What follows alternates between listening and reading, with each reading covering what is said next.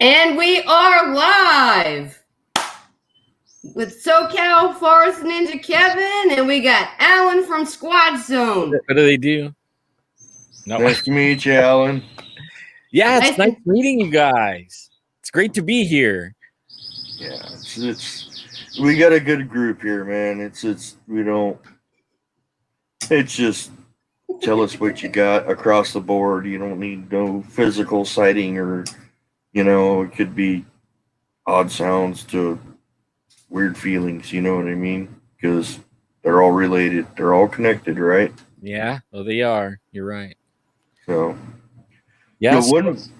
One question we like to ask everybody that comes on this show is, what got you into the topic? We've had everything from, such as Christy was the Legend of Boggy Creek movie. And some people were inexperienced and some people were just flat out curiosity. So what got you into this topic? A 2-hour sighting in the mountains. I was deer hunting. Wow. I put in for bear tags and I got bear tags. So because I got bear tags, I brought out the 300 Weatherby Magnum. And we were planned on being up. It was up behind Yosemite National Park. And we planned on being there 14 days. We were on the 9th day. We were on a trailhead road that dead ends at the trailhead that goes into the wilderness. And the night before, we decided we were going to drive to the end of that road at the trailhead. And then we were going to hike over this little ridge into some high mountain lakes, because the way they changed the deer season to where it used to be we would hunt when they were in the rut, and it was the deer would come down for the doe, so it was easy. But then they changed it earlier, and the rut hadn't started, so now you have to chase the deer up higher up, right? So we did, and it was too dark to take off walk in, and we didn't want to have any flashlights or anything. And we were sitting there, and the sky was starting to brighten up, and I could see the silhouette of the mountain, the hill we were going to go over, and the bushes and trees and everything. And we were at the tree line, so the trees, there's just a few. It was mostly bushes, or what we call buckbrush.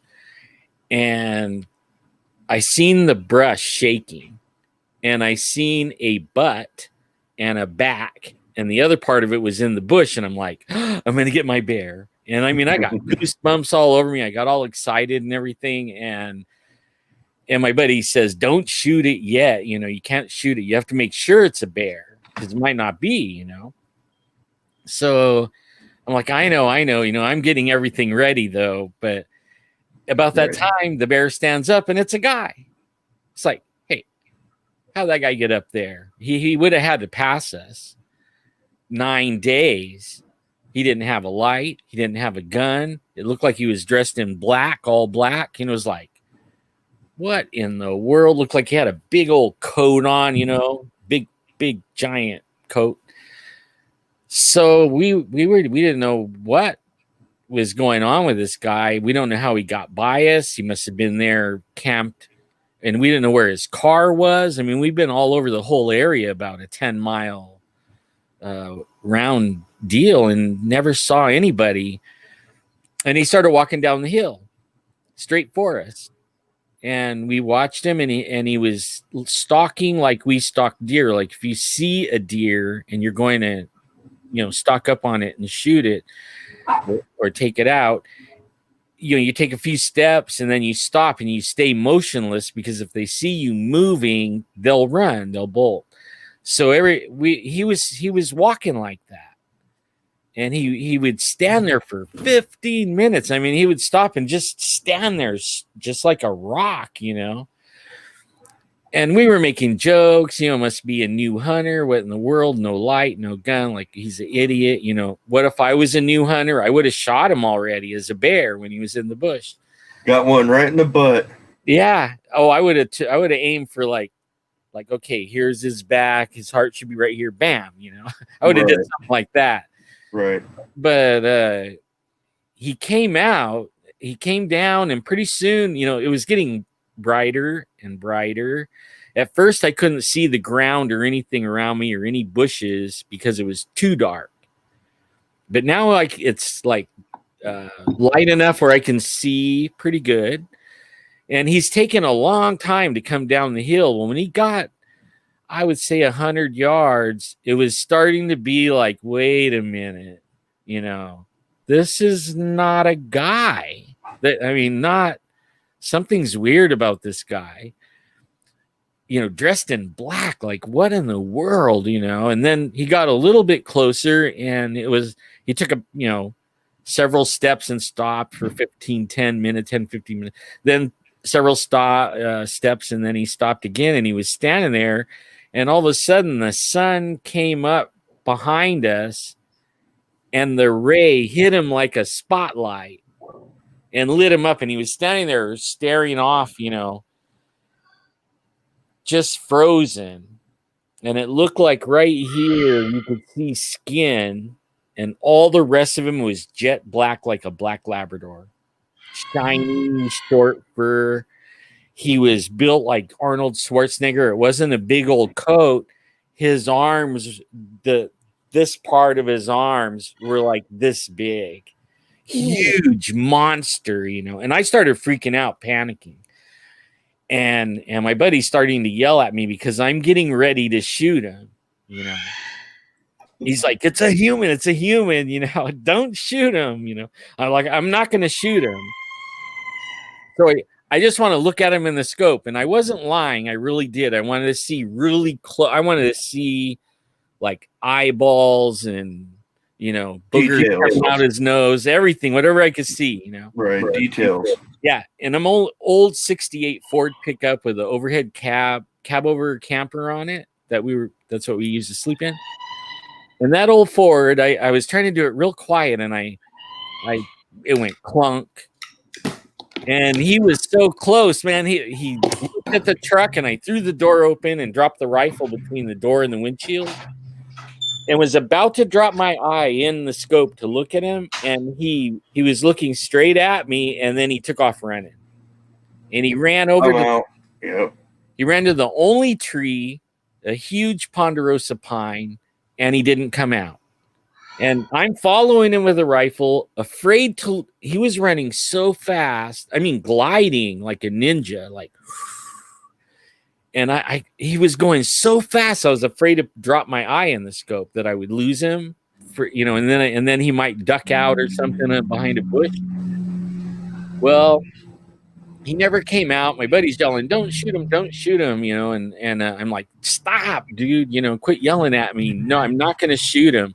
Because while he was running, I was thinking, man, if I shot him and he went down, I have to make sure he's dead, you know. So you go over there how you do a deer, and you nudge it, you know, and you maybe blow a hole in its head or something just to make sure.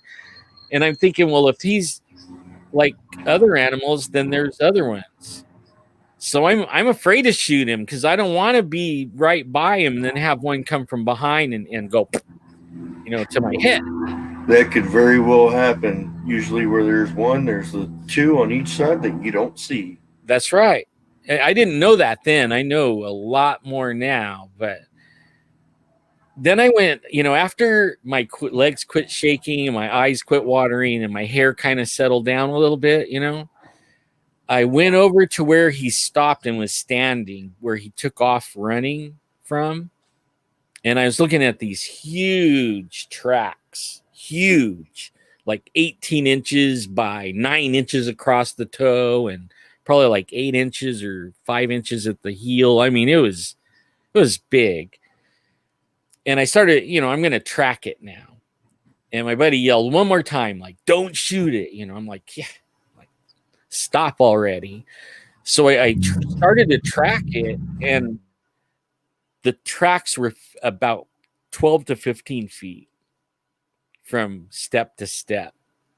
And I just knew there had to be another one in the middle. That was just, it was too far, you know, like unnatural, too far. And it wasn't like, it wasn't making any sense to me. You know, I kept looking for that other track in the middle, and there just wasn't it. All the way to the tree, they were 15 feet at least. And then he slid behind the tree, pushed up all the pine needles and everything, and then he went straight back up that hill using the tree so that we couldn't see him going. And I didn't even notice that. I tracked him a little ways, and I came to one of the buckbrush, and I was standing there looking at it, and it was 3 feet above my head, at the top of the bush. And when I watched that thing walk down the hill, it never went above his belly button. So I was thinking, now, wait a minute, you know, like, holy shit, you know, this thing is like, I'm even smaller than its belly button, you know, like holy crap, you know, I need to get out of here, you know. And I turned around and was looked at towards the truck, and I realized I can't see the truck. And I'm like, oh, gee, he knew, you know. He knew that tree could be between me and him, and we wouldn't see where he went. Like, that's smart. That's smarter than anything I ever hunted. And I thought, holy cow, I got to get out of here, you know. And I made circles, actually, because I was afraid that he got away so quick, and he was so smart. I thought, any little thing I'm near, I'm going to have a big hand reach out and grab me. So I was doing the circle, you know. Right. You don't know where they go. I mean, that's what they do. They got back behind a tree and they went straight back. So you don't know what direction they went. Or how far. You don't know where they are. I mean, you could be walking right back to the truck, and all of a sudden does your hand come out and just go. That's right. And that was in my right into a bush. And well, I know deer, like I've done that, and deer will bolt, and people think that they run off for a mile. Well, really, they just only run a couple 100 yards and stop. So if and then look at you to figure out where you are. Yeah, well, if they get out of your vision where you can't see each other, that's when you start stalking like he was walking. Right. You take a few steps until you see him again, and then, you know, I've stalked right up on deer where I could slap them right in the head, and they didn't know I was standing there. The wind's in my face, you know. But then I couldn't sleep. I could not sleep that night, man. All I could think about was that monster thing that I saw. And I grew up in Yosemite and in the mountains hunting and fishing all my life. And there was some weird things that happened, you know, like rocks being thrown in the creek when I'm fishing and different things. Fear come over me, and I'll take off running for no reason. And then, you know, I'm like, what am I running for? You know, there's nothing here, but scared shitless, you know, and not know why. After I saw that, I knew why. All those weird happenings, I knew what it was, you know. Yeah, you know, once you start to research and figure out their quirks and some of the things they do, and you start thinking about some of the scenarios you've been in the past before you had information, you're like, yeah, like it all makes wonder sense, you know. You know, I mean, it happened to me. I used to spend majority of my teenage years out camping with friends and stuff like that. And I remember one time I woke up, I think it was like 4 a.m, had to urinate. So I went up on this hill and I'm peeing on this tree, and a little pebble hit me in the foot. And I'm going, where'd that come from? You know, it was before I had the Bigfoot bug. Right. I swear this thing from my mind. I'm going, oh, a squirrel must have dropped something out of a tree or something. Well, my brain just rationalized the obvious, you know what I mean? And now I'm thinking about it going, well, it didn't hit me in the top of the foot. It hit me in the side of the ankle, which means it came like this, not like this.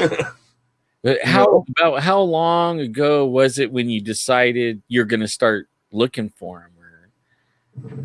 2014. 2014. Well, it was 2014 was when I started my first YouTube channel after my first sighting in northern Idaho on my father-in-law's property. But before that, I think it was like 2012 when I got my first cell phone. that was able to get onto YouTube, and I'm going, and I think I saw the MK Davis analysis of Patty, and you could see the muscles ripple and stuff like that, and I was like, they didn't have that kind of technology in 67, you know what I mean? Yeah, we interviewed Bill Munns about, the guy that made the creature from the Black Lagoon suit and a whole bunch of other costumes. He did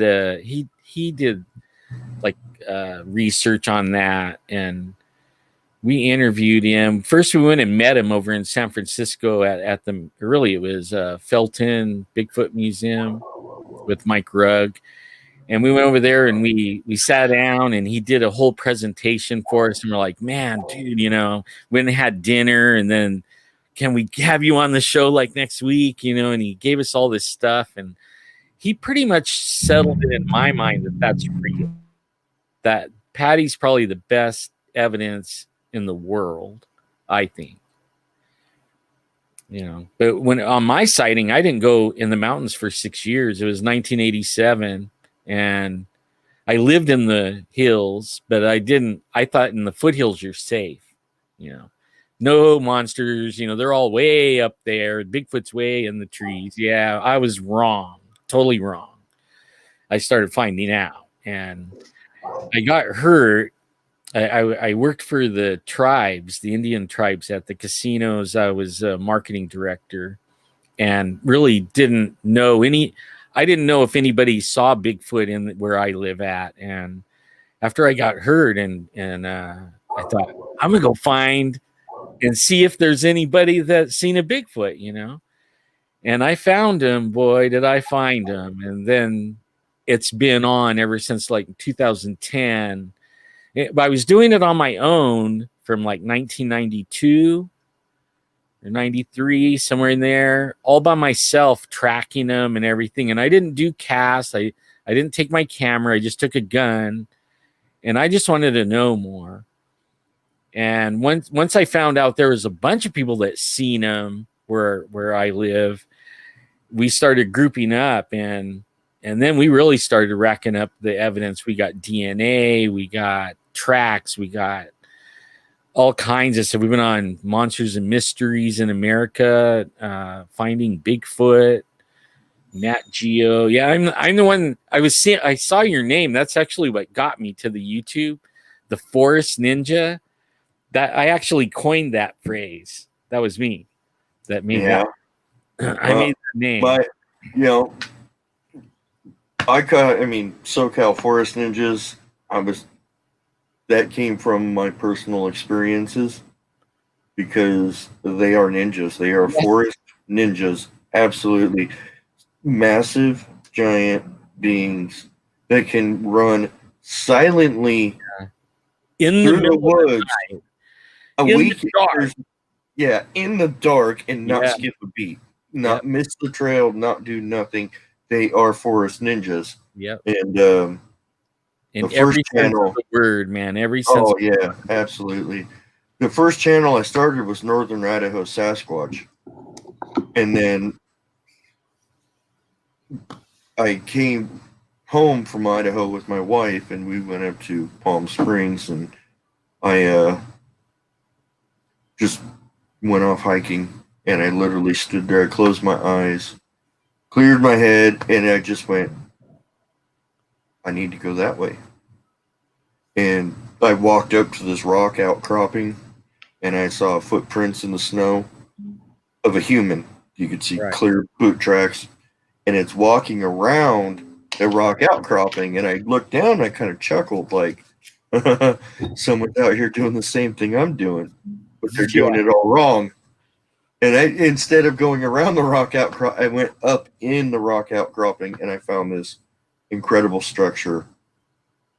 And then I did the same thing from there. Just closed my eyes. I said, I need to go to that one over there. Found another structure, and it was peak to peak to peak. And from every peak, you could see each one. Whoa. Very strategically placed. And I've said this ever since then. What they do is very militaristic. Yeah. very militaristic. It's very strategized. It's very deliberate, and that got me thinking about. Like, I don't know if you guys could see this. I'm gonna show you guys something.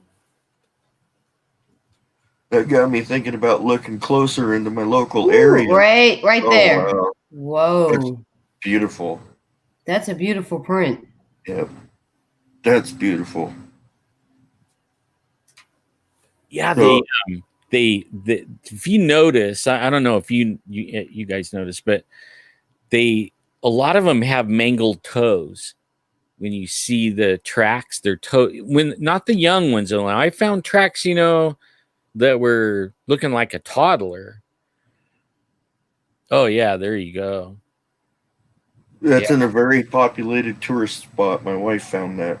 Now down there they call them zoobies, I think, in the San Diego, Southern California, the way down there, they're zoobies, and you can look that up. And there's quite some stories of the zoobies. I can't tell. I don't know if you can see that. Let me try a different one that's not so bright. Oh yeah, look at that. That's Big Feller. I deal with him now. There's actually 3 I go up every Saturday and play with. He is in this picture. Yeah, he's being a ninja. Yep, being a ninja. Uh-huh. I had one growl at me on the right side from 3 feet away, and I felt it in my guts rattled. Mm-hmm. And I jumped to my left. I didn't run. I just kind of jumped like 8 feet. And I went, you got to be kidding me. I've heard that growl before. I knew it, and I knew what it was. I'm like, you got to be freaking kidding me. And not knowing that the other guy was in the bushes 10 feet to my left. Oh, the way you jumped towards. Right. Like right. Jumped in his lap, right? Right. Like, And then the one that growled at me actually moved 60 feet back and stood up. Oh. But at the time, I wasn't using a tripod, so I was like this. Mm-hmm. So life went from this big to the size of my screen, you know what I mean? And I did a growl impression, and it ducked down below the bushes and slowly came back up. Man, you're lucky. And I got it all on video. But then Bronzini Bigfoot, my buddy down in Redlands, sent me a screenshot of that face. And I texted him back. I'm going, that's a cool picture. Whose is that? And he's all, yours? I'm all, what? He's all, it's a screenshot from the video you posted today. And I've been going back to that area ever since.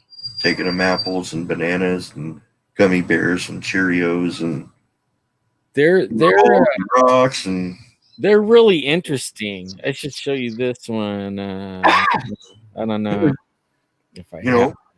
And again with the whole strategic thing of how everything was placed on the mountaintops and the ridges where they could see each other from it. Mm-hmm. This place is actually where a bunch of trails converge.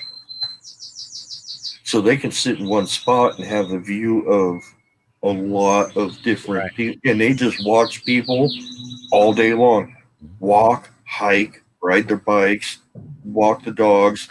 And there has never been one sighting up there. There's never been one incident with animals or people except for me. But everyone stays on the trail.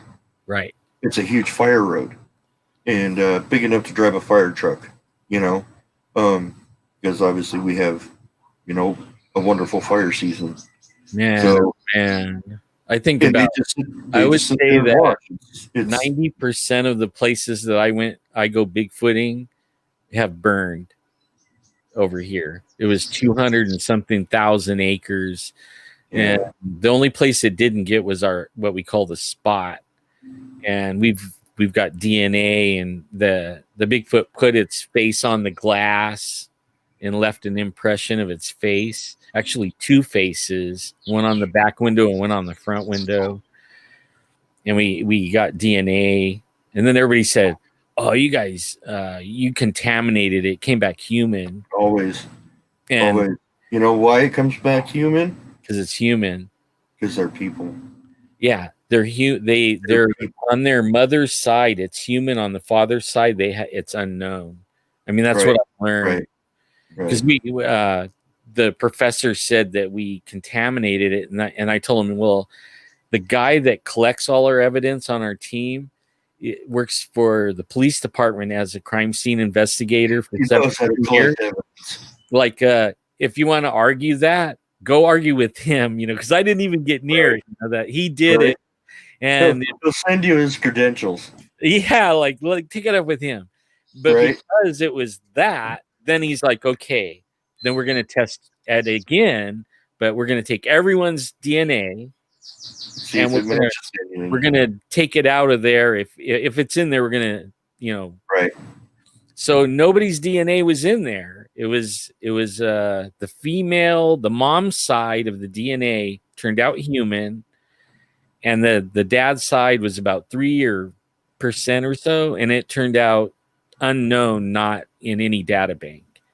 And then the professor was like, "Whoa." Yeah. But we still can't prove it. He's like, I can't prove anything of what it is because it's undocumented. We got nothing to test it against. Right. Yeah. So we still have a bunch of vials just in case they ever do, learn anything more. Then we have some more that we can. Right. I mean, I've got hair sitting here and stuff. You know what I mean? I mean, poop out there, man, where I'm at. Mm-hmm. Any given day, dude, I could walk up and the thing's still steaming. Yeah. It's not a problem. You know what I mean? So there's not a lot of big animals over there. Maybe bear, maybe. No, not where I'm at. Bear hasn't been there in 70 years. But we have deer. We have very rarely deer, very rarely mountain lions, very rarely bobcat. They have mountain a lot of rabbit, a lot of hawks, a lot of rats, a lot of buzzards. But coyote. We got coyote. We lived in Coachella for a couple of years when I was a kid, and they had a bad earthquake and we moved out of there. I think it was 1968, and we would hunt the box canyons for the blacktail here there, and and we would fish in the Salton Sea for the Covina, and I mean it was really a phenomenal place, but I never saw anything big. There was mountain goats though, on certain mountain range. I think the Chocolate Mountains or something like that. I can't remember the name of it, but there was mountain goats, wild goats up there. But they were you had to really hike to get to them. They weren't just going to be easy to get. You got to climb up almost like a straight up wall to get to them. Yeah, you're busting out the climbing gear. Yeah. So, and then that's another thing I've noticed about the Bigfoot too, is a lot of times the steeper the terrain, the more chance you'll find them. Right. Because they know they can traverse that stuff very easily, and we can't. Yeah, so I've seen them go straight up. They look like an elevator. They go right up, and I mean something that would take us almost all day to go up, and it'll be like, there he goes, oh, there he's gone. Fast. Yeah. And it would take all day for us to do that, and they did it by as fast as I could say, there he goes, and then he was already gone, As soon as you get your eyes fixed on it and say, there he goes, he's gone. That's right. That's ninja thing. It's the ninja thing, man. Absolutely the ninja. And they float. So, when they run, they don't bounce around and everything. They kind of, I don't know. It was like they used to have a cartoon where everybody. Exactly. It was like just like, the top half is staying still and perfectly level, and the bottom half is just. Move. It's a northern Idaho. I mean, I've seen them. Several times I've had hand streaks on the windows. I've had tapping on the window in 4 in the morning. My dog saw it. I've seen him go from tree to tree. Yeah. And it is, I mean, it's always out of the corner of your eye, but it's always just a black streak. Well, that footprint that I just showed you in the snow, that was from some deer hunters. And one of them is my friend Adrian, but he took the picture.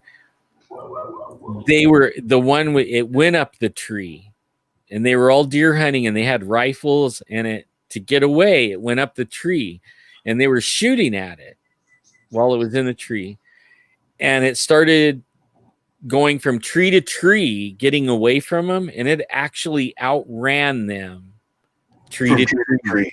Yeah. Good. And they're on the ground running as fast as they can and shooting, and this thing gets away going tree to tree, jumping from tree to tree. Good. Right. Yeah. I mean, wow. Like, that's amazing right there. You know, that's like Jungle Man, Tarzan thing with no rope. Well, I mean, he was just like 20 feet, you know, just like way up there. Just like monkeys, man. When you live out in that environment, and that's all you know got to know how to look, how to get around, and how to get away. So, you know, you're adapted to your environment. Humans are different. They adapted their environment to us. We adapted the environment to us, where they adapt the environment. You know what I mean? So it's the opposite. You know what I mean? If one of us were to take off and go live out in the jungle, we would figure it out. You know what I mean? We would learn how to survive and, you know, how to get away, and, you know, it's so that primal instinct is still in all of us. It's just that in humans, we've squished it down into the deep, dark parts of our DNA. We don't need it. You know, like, I can have pizza delivered in like 20 minutes. You know what I mean? Like, it's like that for us. You know? Right. They have to adapt to the situation of what people bring and what people do to destruction of their home. Yeah. I don't think they care so much about that too much. We are about 6 years ago, we started getting reports of them down in I live in the Central Valley by Fresno. And there's two rivers. There's the San Joaquin River and the Kings River. You're right next to you're in Cryptid 559's area. Yeah. In fact, I saw him last night. We did a little get together by the Kings River. Yeah, you guys are freaking neighbors. Yeah, wow. We go out together all the time. Yeah, we've had him on the show here a couple times. Him and Idris, man, they're great guys. They deal with some crazy stuff, let me tell you. He's pretty observant. Yeah. You know, it surprises me. Like, he'll see things, you know, and I saw it, but I didn't zoom in like he did, like, you know, really analyze it. Like, I just passed it over, you know, like, yeah, oh yeah. But then he'll pull out details and stuff, and you go back and look, and you're like, dang, man, you are detail oriented. Like, I would have never even thought of that. Like, he's brilliant when it comes to stuff like that. Right. A lot of stuff that I do, I just go out and I make the video. You know, I just do my thing, taking apples, bananas, whatever. I come home, I slow it down to 25 speed, and I watch it. Because there's been a couple of times where I've seen a face come right out of the bushes just a little bit, not to see it. But if you're playing it at normal speed, it happens so fast. Right. You don't see it. So if you slow it down. Then... We were doing game cameras for the longest time. And we were putting them, you know, 4 feet off the ground like everybody. You know, we were just being like everybody, you know. Right. And we were not getting much. We were actually losing more cameras than anything. Or if we found them smashed. But we still had the SD card. And we would show what we had on our show. And then 3 or 4 days later, like your friend, you know, they would say, hey, go to such and such minute and seconds, and there he is right there. And you missed that, you guys. And I mean, I really went over this stuff, and they found so many of them like that. Oh yeah. And then we started getting wiser. My buddy's a pole climber, or he works for ATT. So he had to buy his own pole climbing equipment because they didn't want him using theirs, you know. Right. So then we started putting the cameras up high, aiming them down at apples and stuff like that. And we got to where we were aiming 3 of them, like a camera trap, so that because even when they were way up there, we were losing the cameras. It was like, who's climbing up 24 feet up and grabbing the camera? We don't know. So we're gonna put the cameras like that. Well, then the cameras would all malfunction at the same time, take a bunch of black shots, all aimed at a pile of apples, and then when we come back, there's no apples, but all the little stickers on the apples, they're all piled up right where the apples were. And when we would go back and look at all the cameras to see what happened, they were all black pictures. And you see the apples, and there's like several black pictures. And then all of a sudden the camera works again, and there's no apples. But you can't see the stickers because it's so far down there from the camera. You can't really see the stickers. But we see them when we go to pick up the SD cards and change the batteries. Like, so they can do stuff to the cameras. I've had batteries die, I'll turn it on, fresh battery, first time turning it on. We know it's right there. It's making noise. I want to record the audio, and I turn it on, and then it just goes zoop dead. And all the time. And then if you thought you like maybe you were near a Bigfoot, now you know you are, because you can't get anything to work at all. Yeah, the group I like to deal with and stuff, they don't drain batteries or anything. They take pictures with my phone without being in the air. I've had several times. I've had several pictures on my phone that I didn't take because I don't do photos out there. I only do video. And all of a sudden there was a stretch of like 8 photos, and it's like,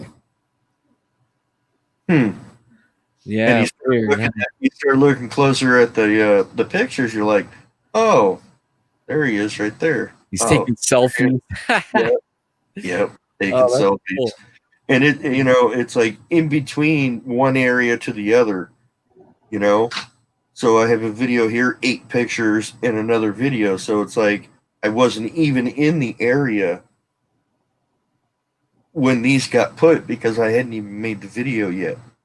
You know what I mean? So they can definitely, and I don't even use trail cameras anymore. I gave up on those years ago.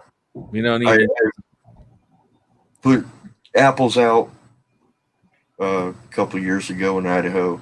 Had a bunch of action, a bunch of noise on this ridge over here because my father-in-law lives in a valley. Bunch of action, bunch of noise. You could hear something thump, thump, thump, thump, thump, thump, thump, thump, running back and forth. Very clear. I put apples, put a game camera on it. Next night, on the ridge on the other side of the property, thump, thump, thump, thump, thump, thump, thump, snap, break, crack, you know. Take the camera, put the apples and everything over there. Nope, back over here. It went like that like 5 days, and I just gave up, took the camera down, and said, just take the damn apples. I'm done with cameras. We were more persistent. We stayed with the cameras like 5 years, and we added more and more cameras and more hiding them, trying to hide them. And, they can see the IR is what it is.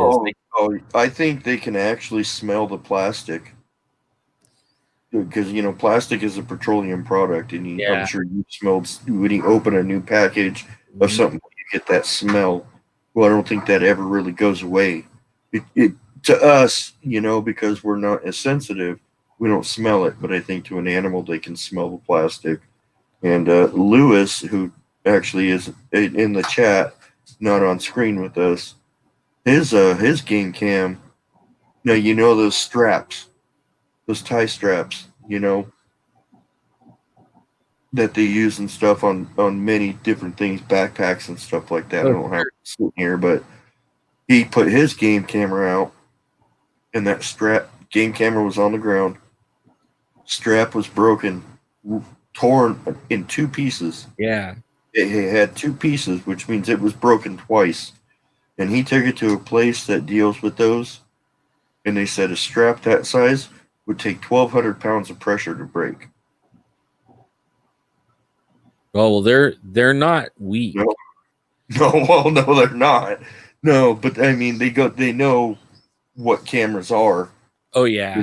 You know, When we first started, we started off with security cameras. We were buying the security camera with the big CMOS sensors, right, with a bunch of IR lights in it, you know. And then we made an infrared spotlight that would shoot out, you know, like a regular spotlight, but you can't see the light. right. But with those cameras, you can see the light. And we were at the spot where they come right in, you know, you do a couple of wood knocks and here they come, you know, right in, throwing little pebbles and mumbling and doing all kinds of stuff. So they would get like within range of the infrared that we had, and we would leave it off. And then right when we think that they're in the death blossom range or whatever you want to call it, you know, we're going to turn it all on and get them on video. And they would, when you're turning it all on, they moved out like a blink of an eye out of range of that infrared light, just outside of it. Yep. So then we'd turn it off and they would move all back in again, 50 yards, real close. And as you're turning everything on again, whoop, they're way back out there, and they just stay out there, and they start throwing branches and stuff at us like some kind of game. Right. So that game was out, and that's when we started realizing they see more light range than we do. Yeah. They can see it, and they probably have more hearing than we do and smelling than we do. I've tracked them. And to a spot where at least 200 yards around, there was nothing to hide behind or jump on. And on top of these ridges or up above the tree line in the granite, and no granite around. It's just like decomposed granite, and it's like sand. Right. It's real easy to see. You can see every little line in their foot.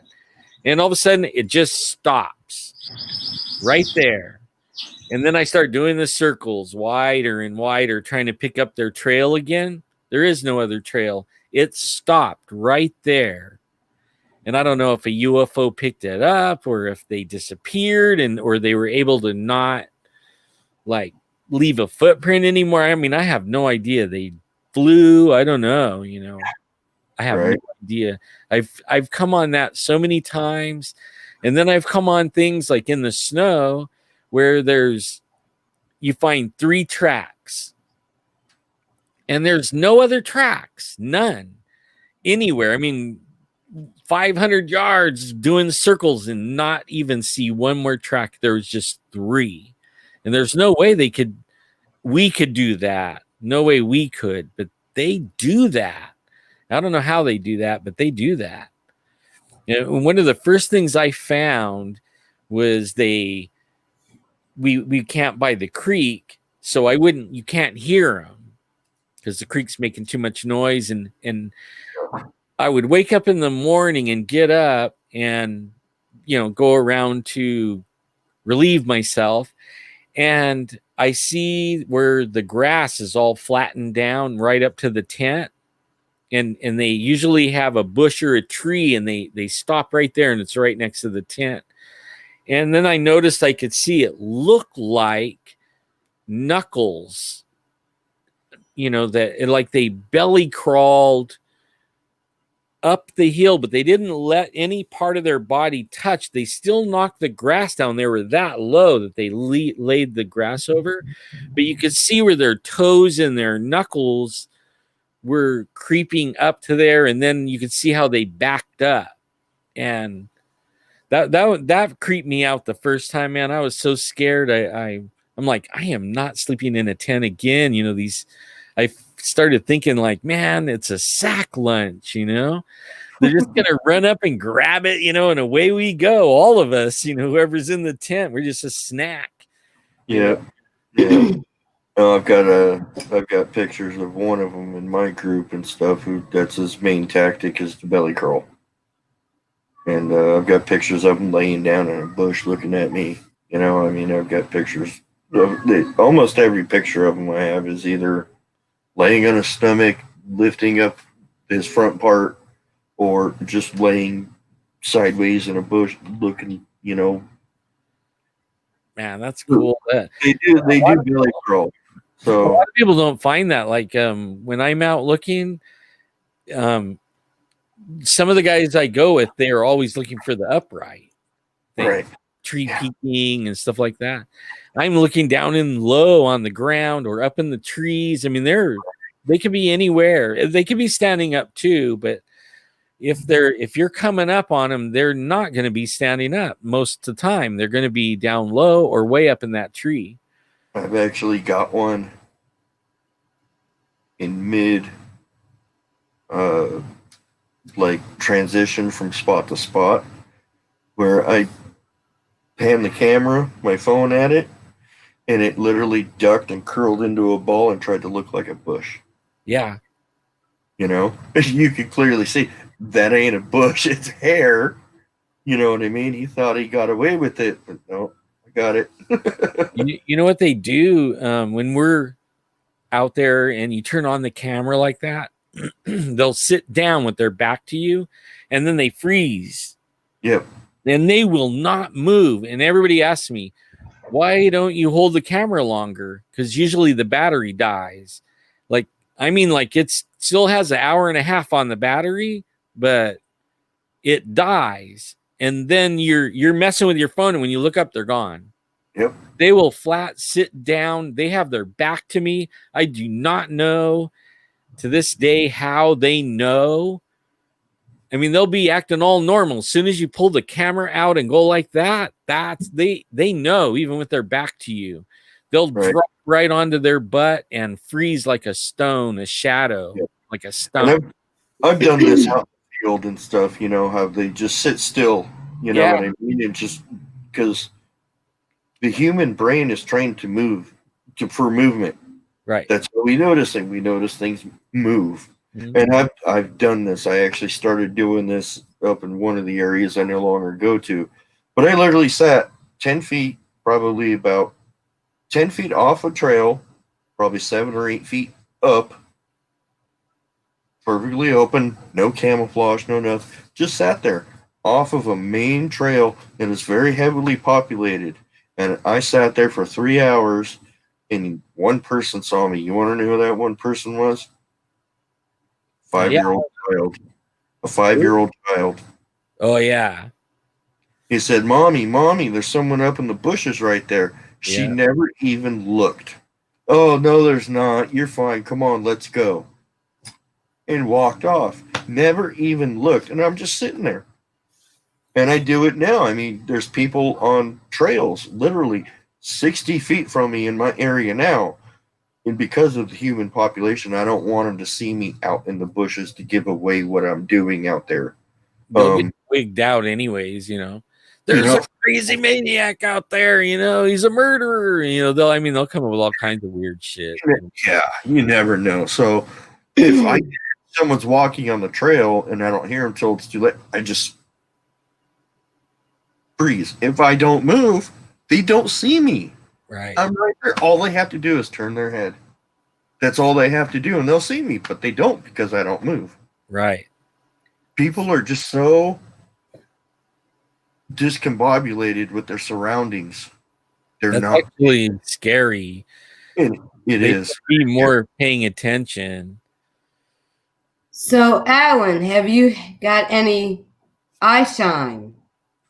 Yeah, a lot of times, but mostly I see them. Like The very last time I saw one was a couple of years ago. We were at the Thule Reservation, the one that has the painted rock, that has the family of Bigfoot painted on this big boulder cave thing. Yes, yes. And I have pictures of it and everything. I've been there several times, and they invited me to go camping with them. And so I invited some of my friends with me, and we went up and camped with them. And they were having a ladies get together on the other side of the river, and we weren't supposed to be there, but we didn't know that. And the tribal member didn't tell us that. But they allowed us as long as we didn't go interfere with what they were doing. But it was beautiful. They were singing and stuff like that. All that brought the Squatches in. So I got up about 5 a.m. I had to go, and we have these sensors that we put around the tent. So when and they're numbered. So like 1, 2, 3, 4. If anything goes anywhere near the tent, you know what number it is, you know what direction it is. That's exactly right. And so I went out and I walked right up to the sensor, but I wasn't going to pass it and wake everyone up with the little beeping and stuff. Right. So I started doing my thing right there, and I didn't hear anything. I didn't sense anything. I just looked up, and it was a full moon. We were under these huge 200-year-old oak trees, just beautiful. And there's this monster-sized Bigfoot, like 7 feet wide, it looked like, Size of a Volkswagen, huh? Yeah, under the tree. He was probably at least 10 feet tall. And he was just rocking. And oh my God, I peed all over my shoes. I mean, I lost it. I was trying to get back in the tent, and I got back in the tent and I covered up my head. And the next thing you know, my nephew, who's married into the tribe or dated in or something like that, he goes out, and I'm thinking, oh no, he's going out there. That monster's out. That big one's out there. And he goes out and everything's fine. All of a sudden, he just starts cussing up a blue streak, and he about tears the tent down getting in. But what was really weird is I went to sleep. He got in the tent. The thing started beeping on 2 sides, right? There's 2 sides beeping, and I went to sleep. And I woke up and I'm like, I wouldn't have went to sleep. I would not. That right. I would have been laying there all night going. But only I went to sleep. I don't know. And then I asked my nephew, I go, did something weird happen last night? He's like, yeah, there's this big dude out there doing this, and he says he couldn't go. He went out to go, but he didn't go. He got back in the tent. He says, it was kind of weird. It started, your little sensors went off, and he goes, the next thing I know, I'm waking up. I thought, wow, now that happened to me too. That was weird, really weird, that we both went to sleep. And then we've even lost time at the spot. We were driving down in there, and Jeff, my buddy, he's driving, and we have my buddy Scott in the front seat, and I'm in the back seat. And all of a sudden, the door locks start going, cha-chunk, cha-chunk, cha-chunk, cha-chunk, and Jeff's like, "Hey, get off the lock button." We're all looking, like, what are you talking about? It wasn't me, it wasn't me. Next thing I know, we're going off the road, and there's branches hitting the windshield and everything, and I'm like, "Hey, where are you going, man?" And he's like, jerks awake. He's like, "Whoa," and he hits the brakes, and he looks back at me. When he looked back at me, he's like, "What's going on?" And right when he looked back at me, all the dash lights flickered.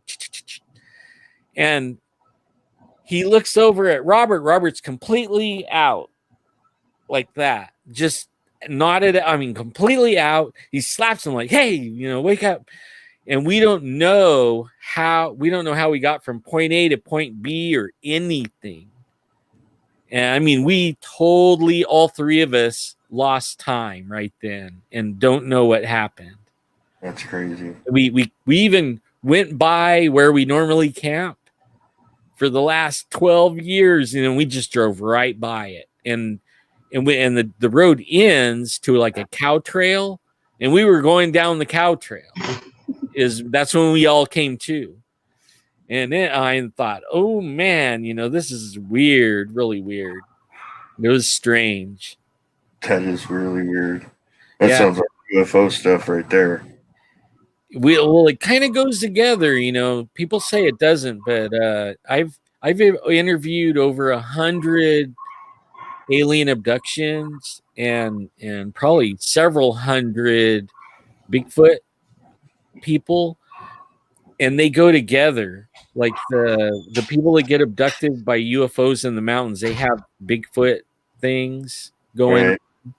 Or if they have Bigfoot things going on, then they see a UFO the next day, stuff like that. Right. I haven't talked to anybody that's seen them together yet, but they see them on the same weekend. And I had a weird experience in Oregon when the year Mount St. Helens blew up. Before I believed in Bigfoot, we were deer hunting up there in the Cascades, and we put our tents like in a row, and me and my wife's tent was the middle tent. And I woke up and I was looking at these broken clouds in the sky, and I was like, wow, it is so beautiful. And I'm laying there just taking it all in. So beautiful, and then it's like, wait a minute. Like, I went to sleep in a tent. Like, whoa, how come I could see the sky? I started looking around, and I realized the tent was gone. The floor was there. Everything we brought in the tent was there, but the tent and the ropes and the poles and everything was gone. The other two tents were still there. So I wake my wife up. I'm like, hey, wake up. And she wakes up and she's like, oh, wow, look at the stars. They're so beautiful. I go, what about the tent? Where'd the tent go? What tent, And then, it's like, she's like, the tent, like me.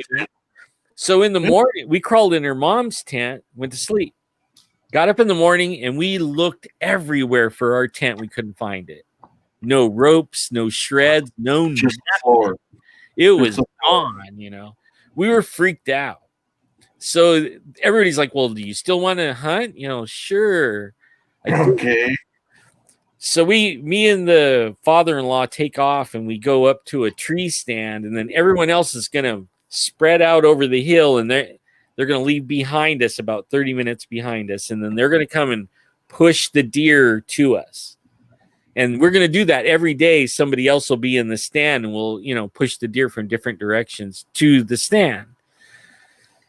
But that means we're going to be the first ones back to the camp too, because they're going to go by, and then we're going to climb down and head back and get breakfast. Well, we get back to the camp, and the mother-in-law is throwing things in the car as fast as she can. Chunk, chunk. I mean, just throwing, not packing, just throwing them in, And it's like, what happened? What's going on? And she said, I saw a Bigfoot. Like, how did you see a Bigfoot? And we started making fun of her, me and the father-in-law. I mean, we were joking away at, and she won't even talk about it to this day about that because of how bad we teased. But that was way 5 years before I seen Bigfoot. So as we're making fun of her, here comes the group that was walking, pushing the deer. And this guy comes in, and he just starts chucking everything in his truck. Just like the mother-in-law was like, chunk, chunk, just throwing it in there, not packing it. And the father-in-law says, hey, what are you doing, man? Do you see a Bigfoot or something? He goes, no, a UFO. We're like, what? A UFO, So then everybody's like, okay, we're leaving. This is too weird. She saw a Bigfoot. Your tent went missing. he saw a UFO, and he said that he got on top of the ridge. Him and his son were standing there, and the UFO came down, and it was flat, and it was following the trees down, and it stopped about halfway down towards Klamath Lake, and then it started coming back towards him, and he knew that it was coming after him. He said. So you were at the Klamath Falls area, Yeah. Crater Lake and stuff like that. Yeah. We lived up there for a couple of years. We go through there every time we go to Idaho. Beautiful area. 97, right? Absolutely a paranormal high. It's a paranormal hotspot. A huge cluster of missing 411. Huge cluster of UFO sightings. Huge cluster of Bigfoot sightings. I mean, absolutely crazy area. Well, I know, like, even before I believed in anything, I always got a weird feeling in Klamath Falls. Like when you drive into the city limits, I would be telling my wife, man, there's something about this place, you know, I don't like it. And all her family all lives up there, you know, from Medford and all around Southern Oregon. And I have some family even further up, Roseburg and, you know, Willamette Valley and all that. So we spent a lot of time up there.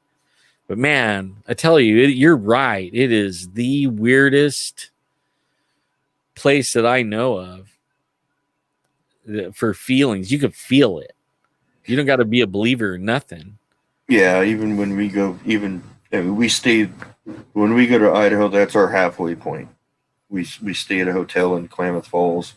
My wife has a friend that lives there, so we'll hook up and have dinner. But yeah, the whole time I'm there, I'm like on edge, looking everywhere. And my wife's like, "What's wrong with you?" And it's like, I just get the feeling that I need to like stay alert of my surroundings here. As soon as we get out of Klamath Falls and everything, you know, and past Crater Lake, it's like gone.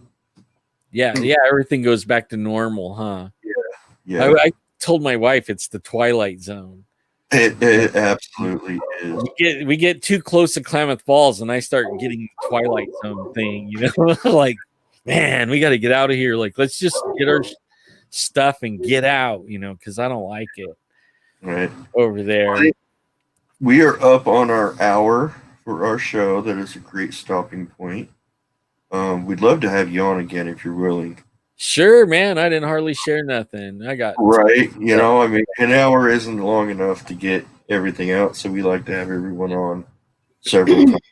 But it was, you guys are great, man. I enjoyed it. You guys are great. I love you.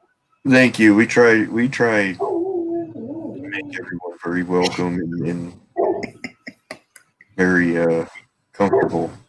You know, we're all like-minded people. We got great people in the chat. We're all on the same page. And well, I've been following you guys for a little while, and yeah, I mean, you guys got interesting topics. And I have a disease called RSD that the doctors gave me, and it's pain, the highest pain known to man, and it hurts so bad, you know, feels like my legs in a barbecue grill. So I don't sleep, and there's only so many Bigfoot things, you know, like, so I just consume Bigfoot videos all night long. It makes my wife mad. She's like, turn that on. You know, I got the headphones and everything. She goes, it's flashing. Man, you know. But if it goes dark and it's too quiet, then I'm laying there just in my pain, and my mind goes to the pain. Right. And it's unbearable. So then I have to go outside in my car and sit there and watch my tablet, you know, and do something to distract it. Distraction is the best way to get out of pain. Absolutely. Absolutely. Well, we thank you very much for coming on, and we'd love to have you on again. I was watching your videos today, and got some interesting stuff out there, and you've definitely got quite a history with this topic. Oh yeah, and like we could go off on UFO abductions and just about everything. Yeah. Like even the history of Bigfoot. the Native American side of it, because my wife's Native American. I have a little bit in me, and I worked for the tribes for a long time, and it took a long time, but they finally opened up and started telling me their stories. So I got a lot of. We will keep that topic in mind next time you come on, because that is something I am very curious about. Well, down where you're at, petroglyphs are all over on the rocks. You could look on the east side of the rocks, and you'll be surprised what you might find. I don't doubt it. So, this world has a very big history other than our history. We're just adding to it. And it's cool to find that stuff. And and by the way, Christy, I have a daughter that we spelled her name exactly that, Christy, like that. You don't really? see that like that. No. What's her middle name? Rose. Rose? Mine's Ann. Christy Rose. Christy Ann. Cool. That's still beautiful. Thank you. It's very rare. My whole life, I've only encountered 2 Christies that spell their name like mine. So that's a third one. That's my dad. You don't see it often. Yeah. No, my dad named all his daughter. I have 2 sisters. We all named with K's. So. Oh, cool. Yeah, and that's with my wife. They're all Roses. I have 20 some odd grandkids, and they're all of them. If they have Brooklyn Rose and Summer Rose, and all that, like that. Oh, that's pretty. Yeah, it's really cool. We have the Anns. I have my oldest sister. Her name's Kathleen Ann, and my second sister's named Kim Marie. But I have a daughter that my dad had named. Her name's Christine Ann. It's a family tradition. Wow, that's cool. That's really cool. Yeah, I wasn't sure if I should be looking straight at the camera but I'm looking at you guys on the. Yeah, that's what I'm doing. But I know that probably annoys everybody. Like, no. Look at me. No. No. I'm looking all over the place. Whoever's talking, I look at, but I'm also looking at the chat. Your eyes are going like this, like a chameleon. Jack Elan, where his eyes went like that. Oh yeah. I'm looking up at the window. I'm looking at the door. I'm looking at the rabbit, and all over. So wait, I had a counselor.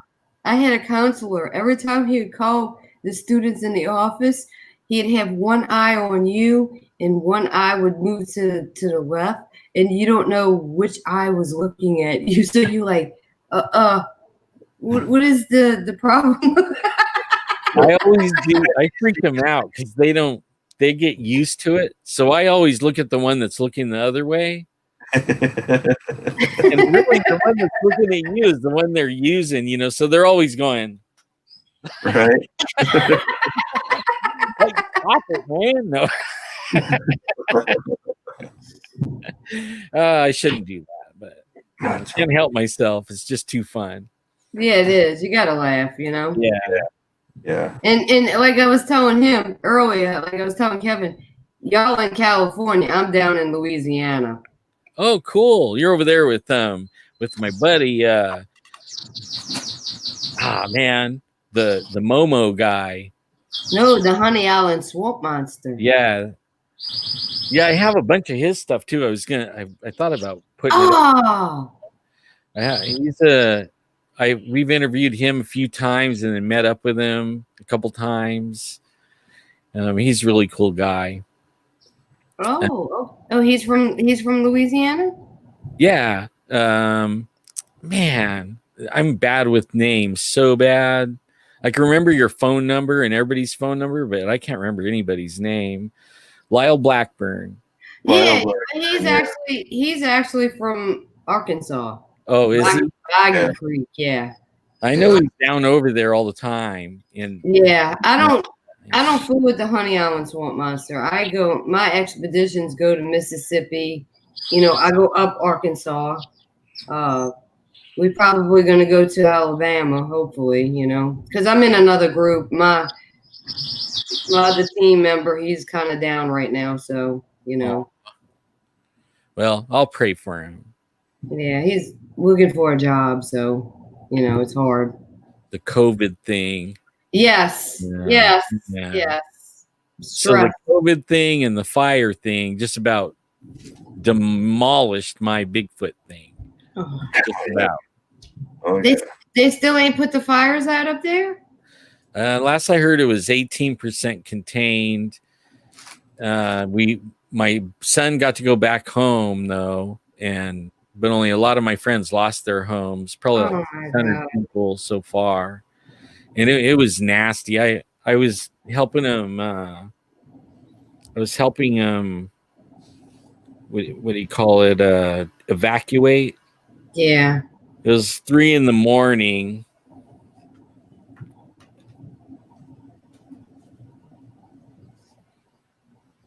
Oh, Jesus. Yeah.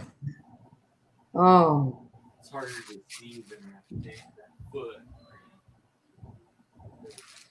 Yeah. It's like I think last I checked it was 255,000 acres it's burned. Oh no. Oh yeah. Yeah, it's something like that. And I was out there at 3 a.m. and they wouldn't let me go to where they live, but they could because they on the license it says the address. Right. So I stayed down there, and the whole ridge line. That's the whole ridge line up there was burning. Just glowing. Yeah. It was raining ash on us. And I was like so sad. I raised my kids up there for about 25 years. And when I got hurt, I couldn't take care of the property. And I moved down into the valley.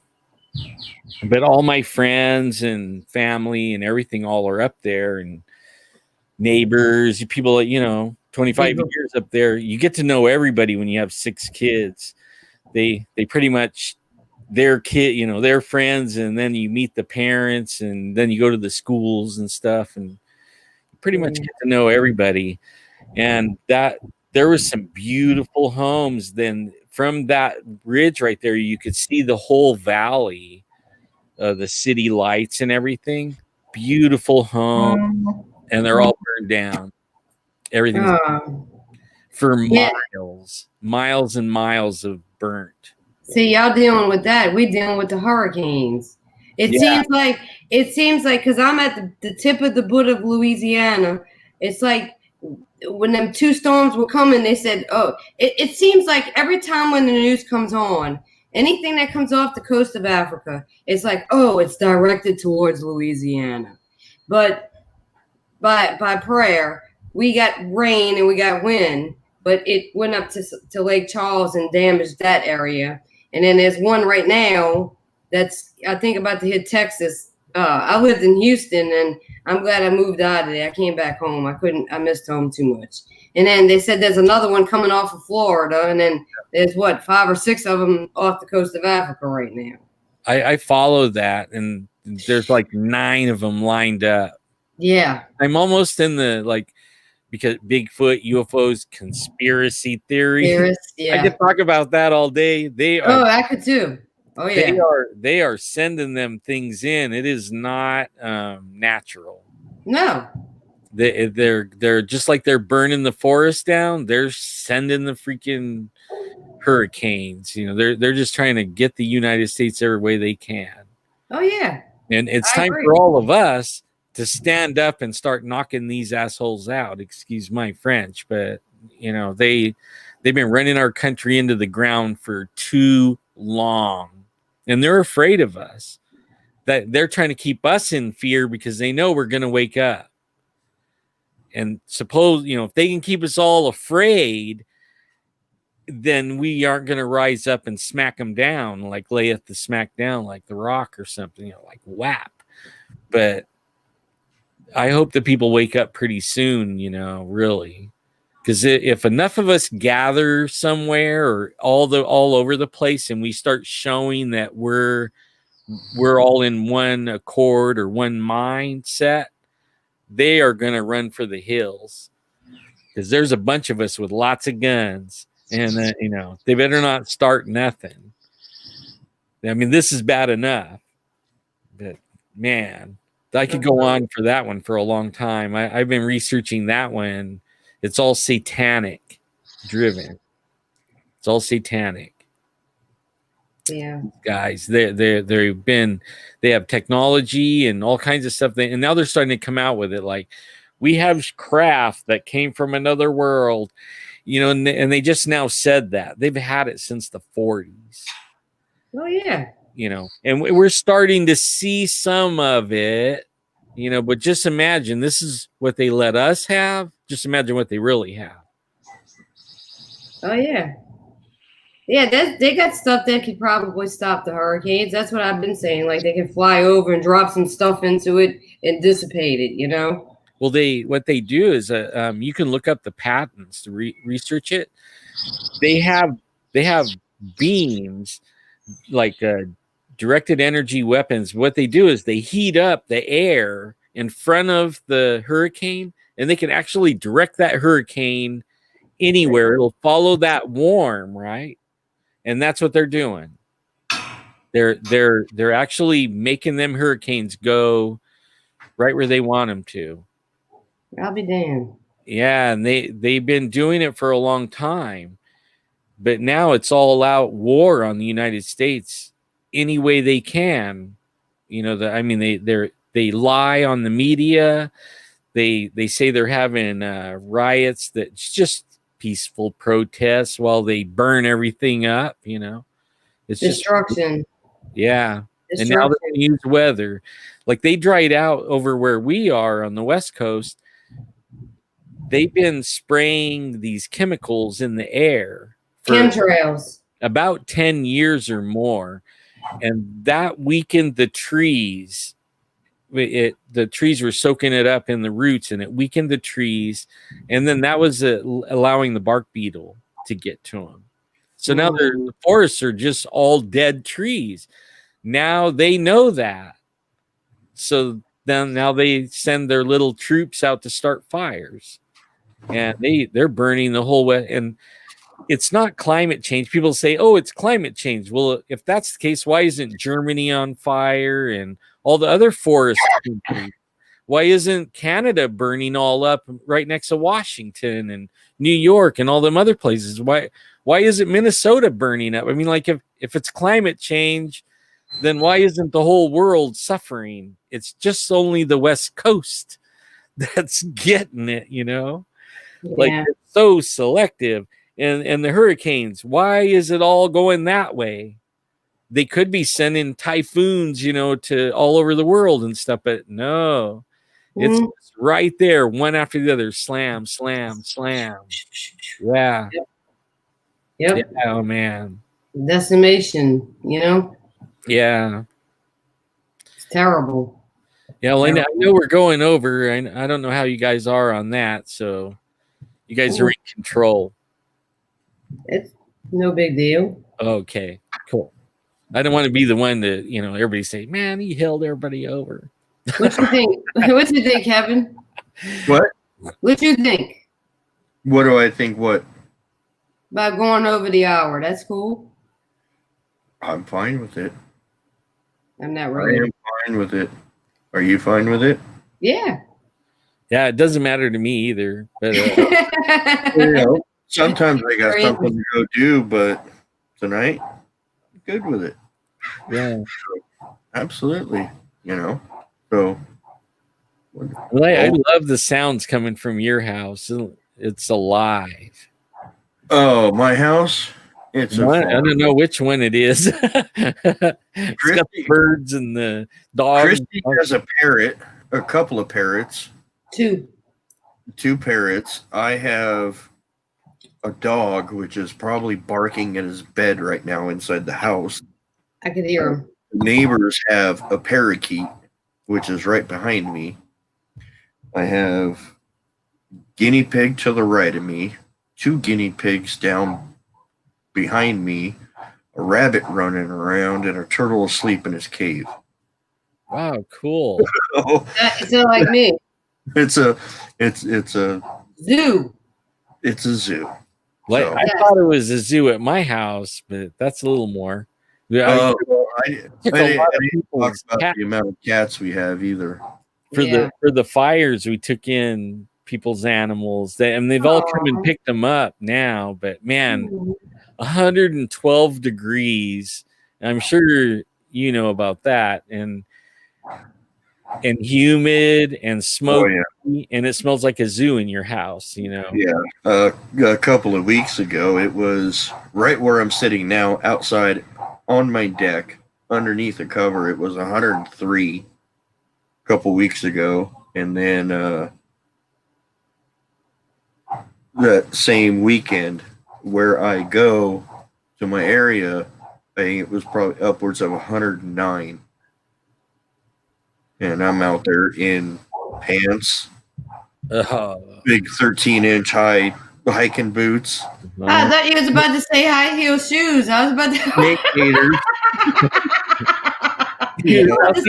wait, what? Out in his spike heels, hiking. Yeah, I mean, it was like hitting 112 here. Out of the gutter. What are you? The way you said it, I'm about 13 inches. Why are you picturing me in high heels? That's the bigger question. I don't know. Do I look like I would wear high heels? Me in high heels, Christy. Well, it kind of sounded like that was going to be your next word, but you see, yeah. I wasn't the only one. 13-inch high boots. Yeah. My side. Hiking boots. Hiking boots with heels. Man, I got to give me some of those. Now that's be all dressed down, squatching out there with my heels.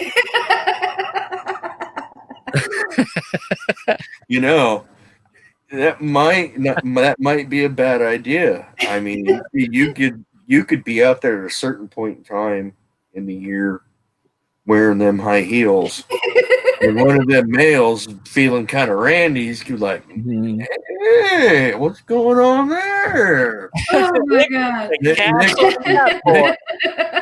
Next thing you know, you're running out the woods with broken heels. Or you can't run out of the woods and you become his little toy. Right? I can't run. With my group, the joke is, or the truth, I guess, is all they have to do is outrun me. Right. Because I can't run. Right. You just got to be faster than the slowest person you're with. Yeah, I'm the slowest one. So, I mean, they take their time in front of me and stuff like that, knowing that if they could turn it on, I can't catch up. Even if it's 5 feet away, they're going to outrun me, You know what's funny? We got Sharon Guy over here in the chat. She's a subscriber of mine. She subscribes to the channel, the Bigfoot podcast channel. And I think it was her that when I suggested I want to take a tiara out to Mercy, which is the female in my group. She's red like me. She follows me everywhere. I wanted to take a tiara out there to her, and she's like, "Oh, I got to see you wear it out there and this and that and stuff." And I'm like, "Okay." I went to Party City. I got a cheap little $3 purple tiara, and I wore it. Cool. I wore it out there. It's on video. It's out there and stuff, And she made a comment here in the chat, says, "You wore a tiara, LOL. Like high heels are no big deal because I wore a tiara." Yeah.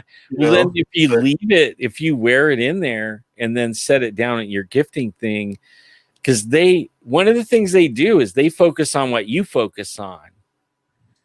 So like if you're focused on something and then you set it down and your intentions are like, man, I really want to keep this or something like that, but I'm going to give it to them. They'll cherish that little gift right Well, there. I've got a slightly different dynamic in my group.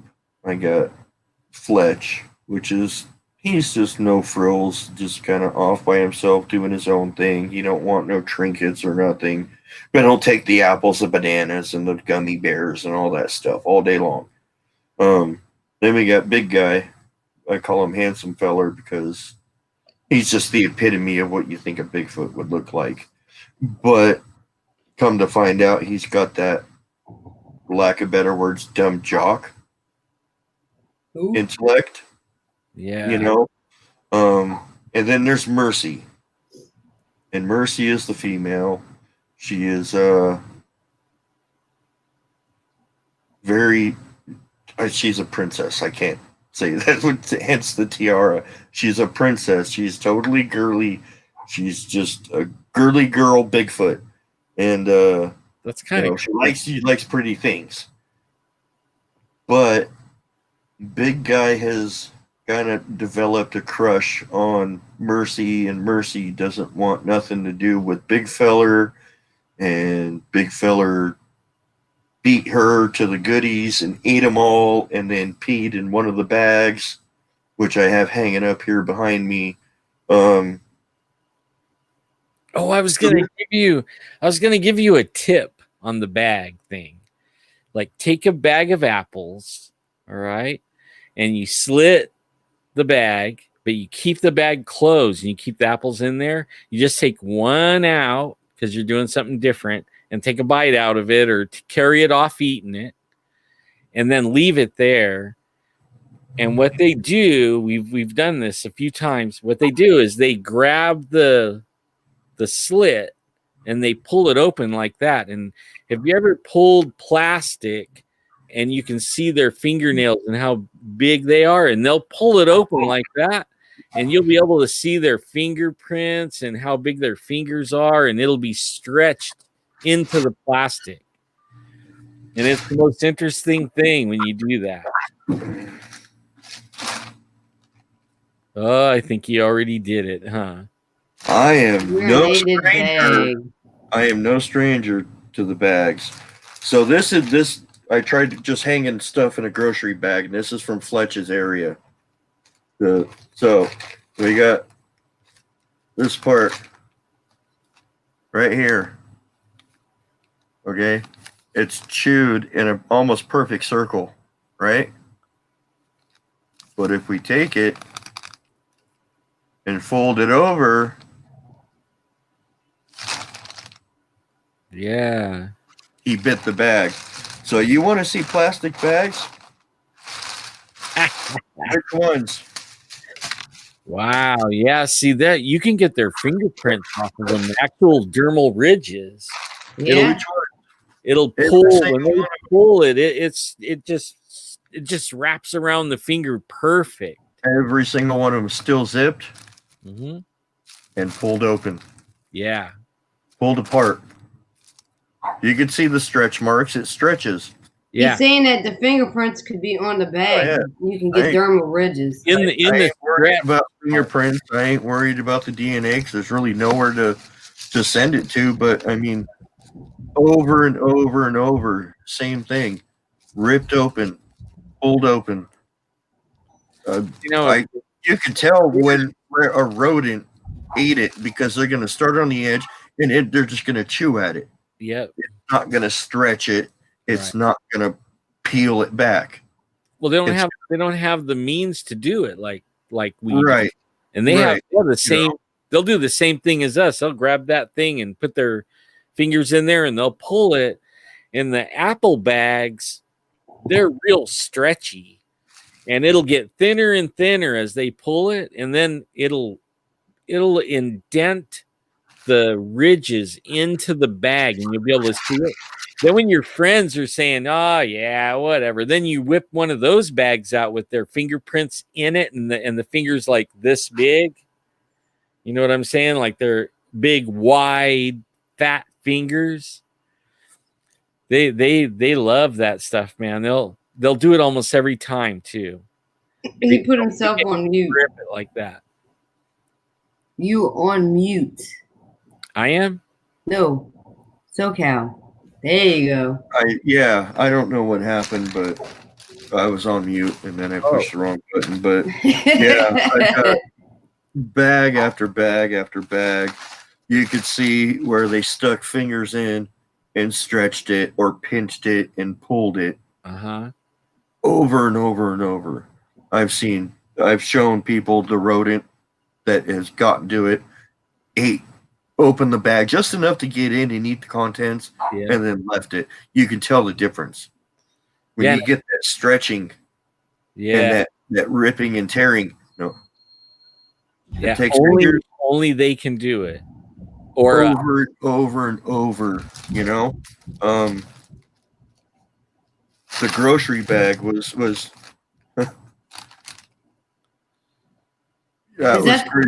Is that the one he urinated in? No, that one's actually hanging up back there. I can get that one too.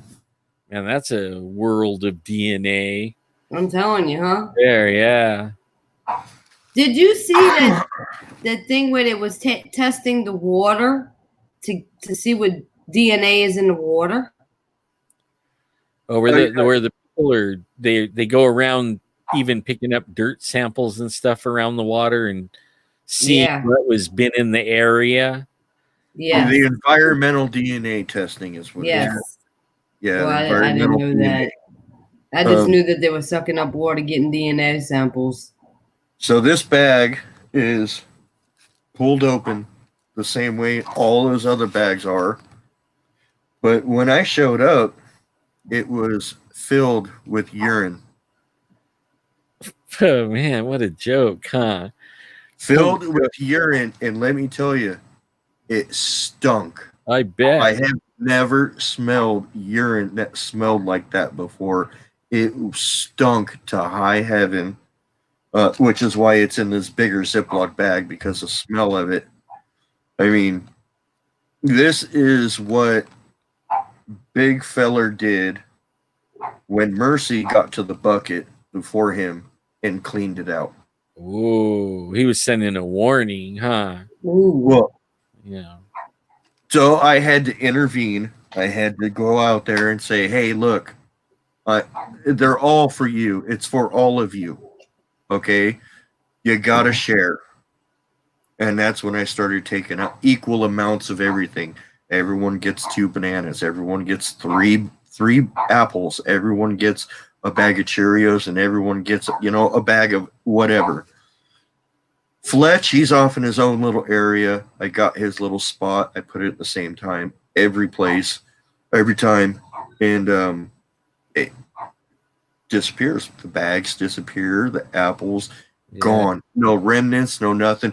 Picked up and carried off into his little spot. He sits down, has his little snack. He's simple, and he is the most intimidating looking. I used to call him Devil Boy before Bama Bigfoot here renamed him Fletch. I gave her the, I don't want to call him Devil Boy because it doesn't,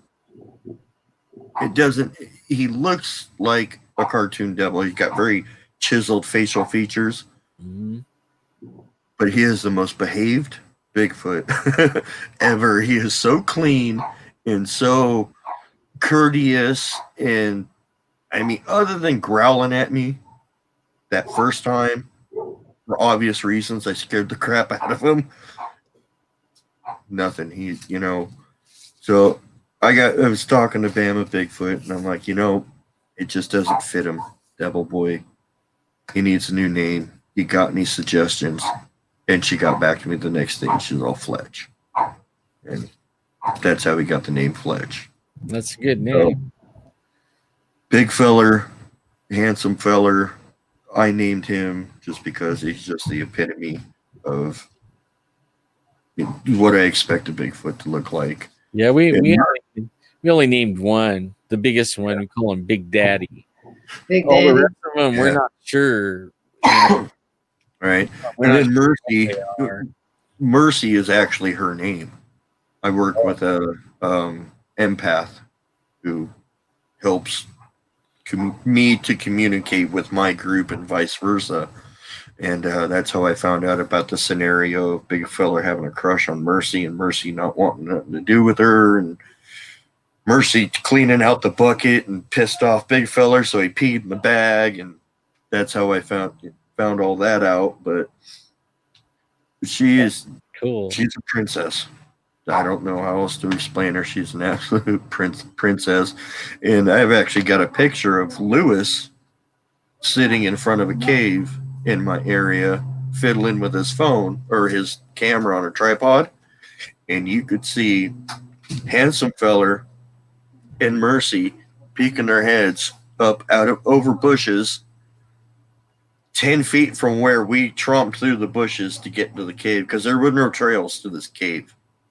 There were absolutely no trails. We had to make our own. It took us almost 4 hours. Are they staying in the caves? Or? No. I think they are staying in a cave because I keep finding dirt randomly being deposited in areas, and it's not a gopher hole because there's no gopher hole around it. You dig around, there ain't nothing on it. It's like something carried a pile of dirt and just dropped it. So I think they are digging something out. Well, a lot of people ask me lately, like, they know that my Bigfoot spots are burnt, and they're like, boy, I wonder how many of them got burned up. And I don't think any of them did. I think they went underground in their cavern system where they live, and they got away from that fire. When you go back to the native lore, that's where they live underground. Most of the native lore things live under the ground, like the little people and stuff like that. They're all under the ground. So I don't think it affected them at all. I think and then some that might have been passing through from way up Oregon way, because we have recordings of them acting like barred owls, and there's no barred owls here. We're 900 miles from the closest barred owl area.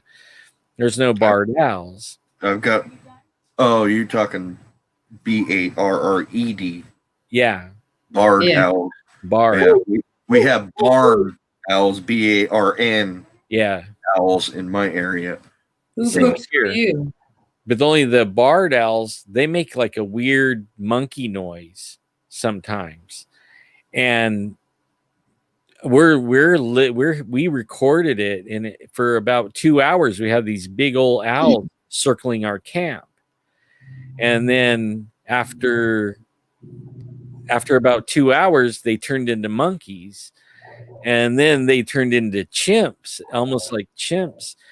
And I was playing it for this guy. He's a nature person from the college, and he was saying, that's a barred owl. That's a barred owl. Where were you? And I told him where we were, and he was saying it is the weirdest barred owl he ever heard. And when I told him where it was, he goes, there's no barred owls there. But I knew what it was. Owls don't circle your camp for 3 hours.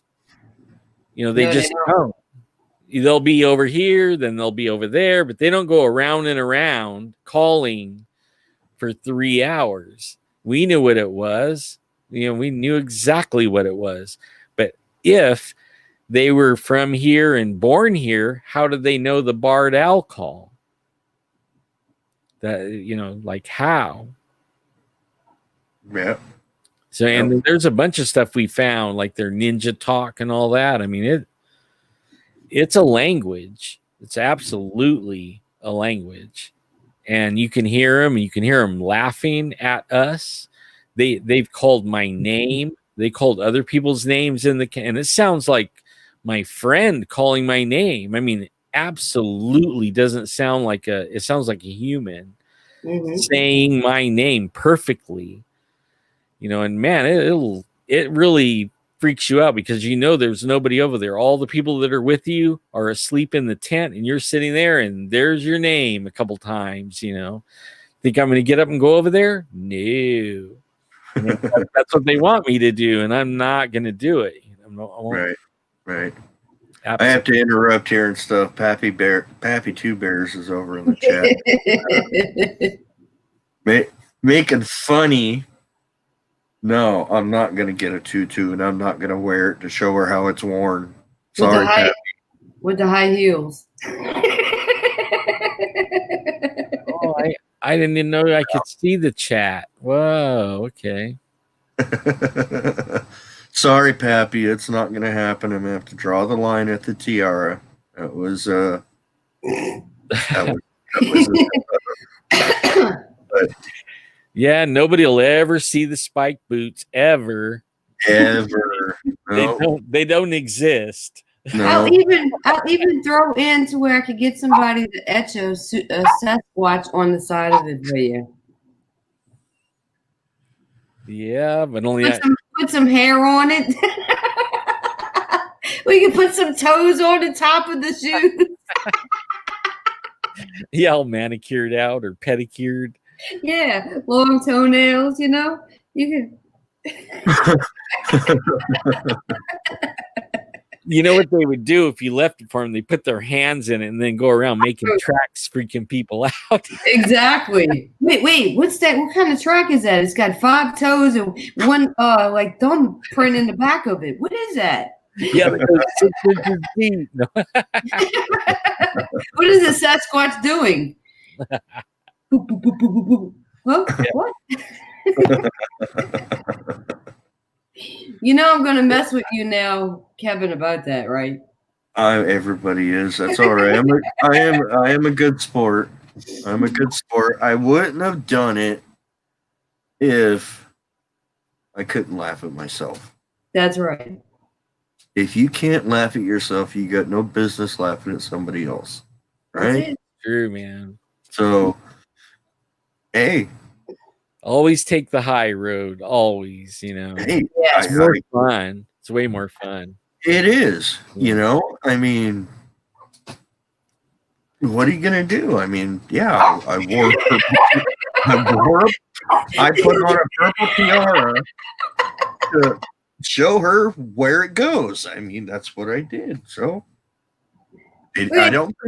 I don't think they thought I would do it, and I did it. So did you see what Gordo? Did you see what Gordo said? Christy will send you a set of them long painted fingernails and polish. A double dog dare you. He is funny. Now I seen the Finding Bigfoot guy do that. Bobo, I seen him doll up and go out there like that. He got himself all dressed up in a dress and everything. I like Bobo. I think I remember that one. I like Bobo. Bobo seems authentic, you know. He's really cool. Yeah. He actually saved my life. I owe that guy. The other ones. Well, Cliff is pretty nice. Cliff Yeah. is cool, and actually, so is Renee. She's pretty cool too. I hung out with all of them for a couple of weeks, and then, but not Matt Moneymaker so much. I don't know. I didn't hang out with him. You know, he kind of stayed away, and he was sleeping all the time. Like he would be laying on the floor, snoring over in the corner all the time. So I didn't talk with Matt that much, you know. Yeah. But I hung out with Bobo and Renee and all them a lot. And it was pretty fun.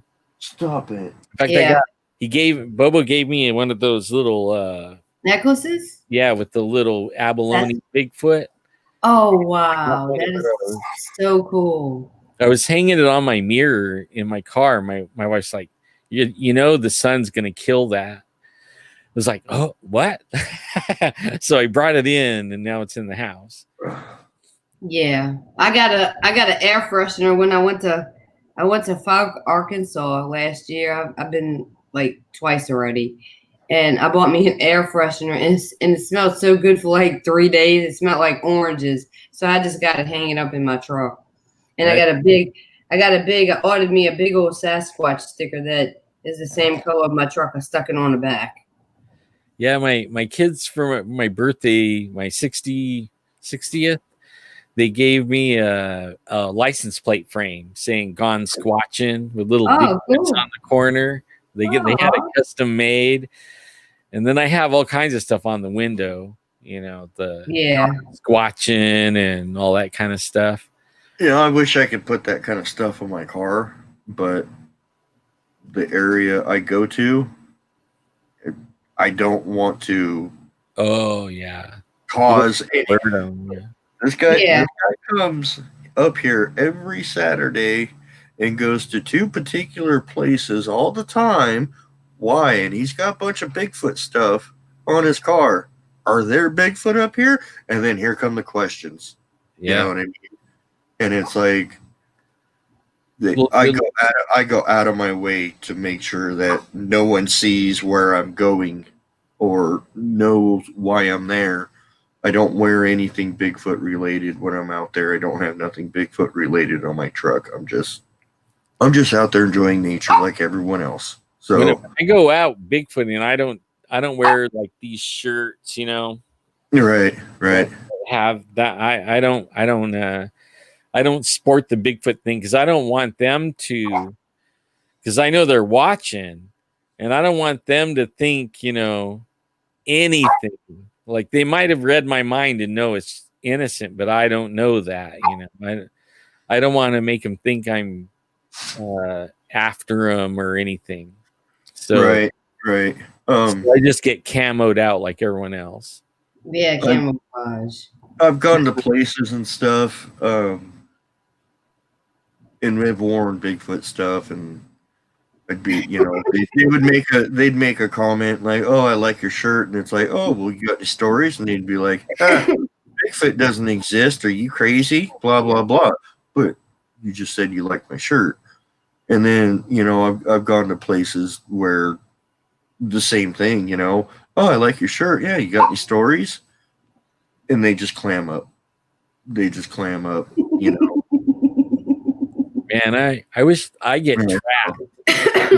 I don't know about you guys, but I get trapped in the Walmarts and stuff.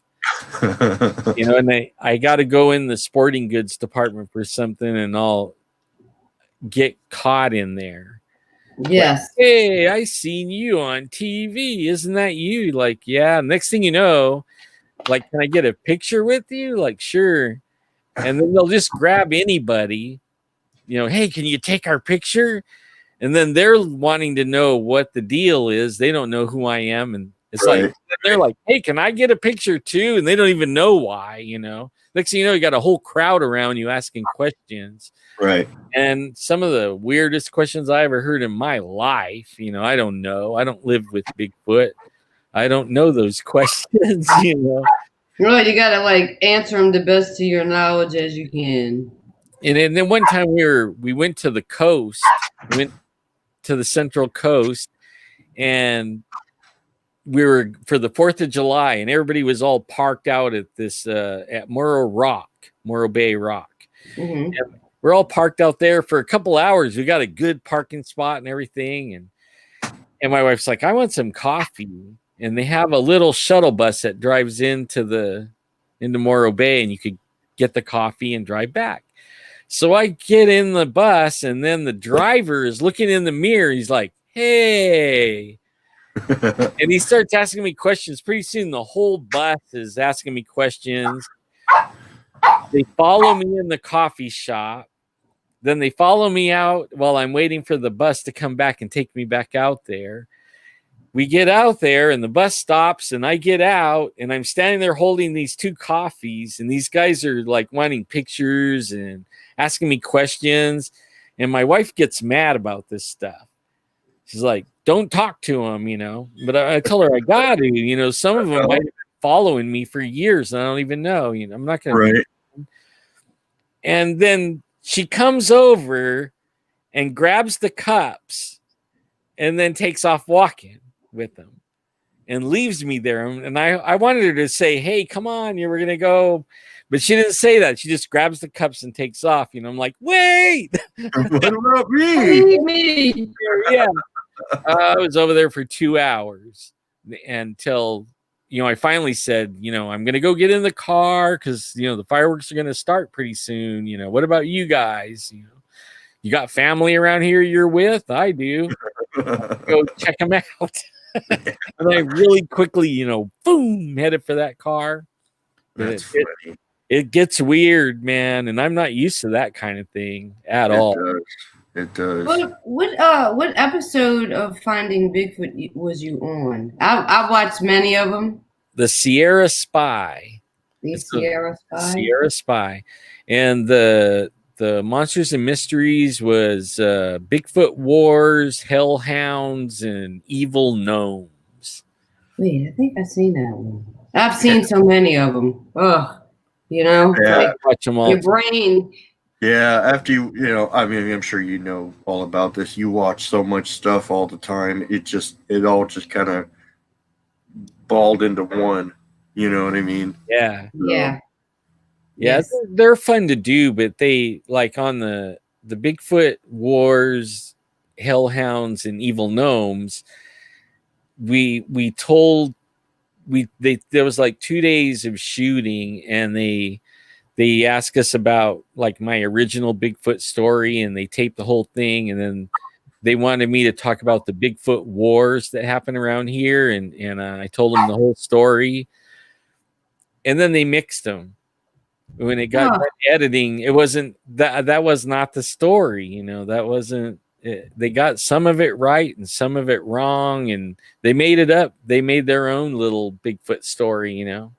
Yeah, they just take you out there, get all the sound bites they need, and then they just put them where they want to put them to make it dramatized. You know what I mean? So yeah, so they come out every time they come out. I work with them. I've worked with Animal Planet and Nat Geo and Destination America, but behind the camera, I scout shooting locations, and I line up all the permits and do all that. I rent the cars and set up the hotel rooms and go shopping for snacks and food and stuff that they got to have. They call it crafts, and get that all lined up.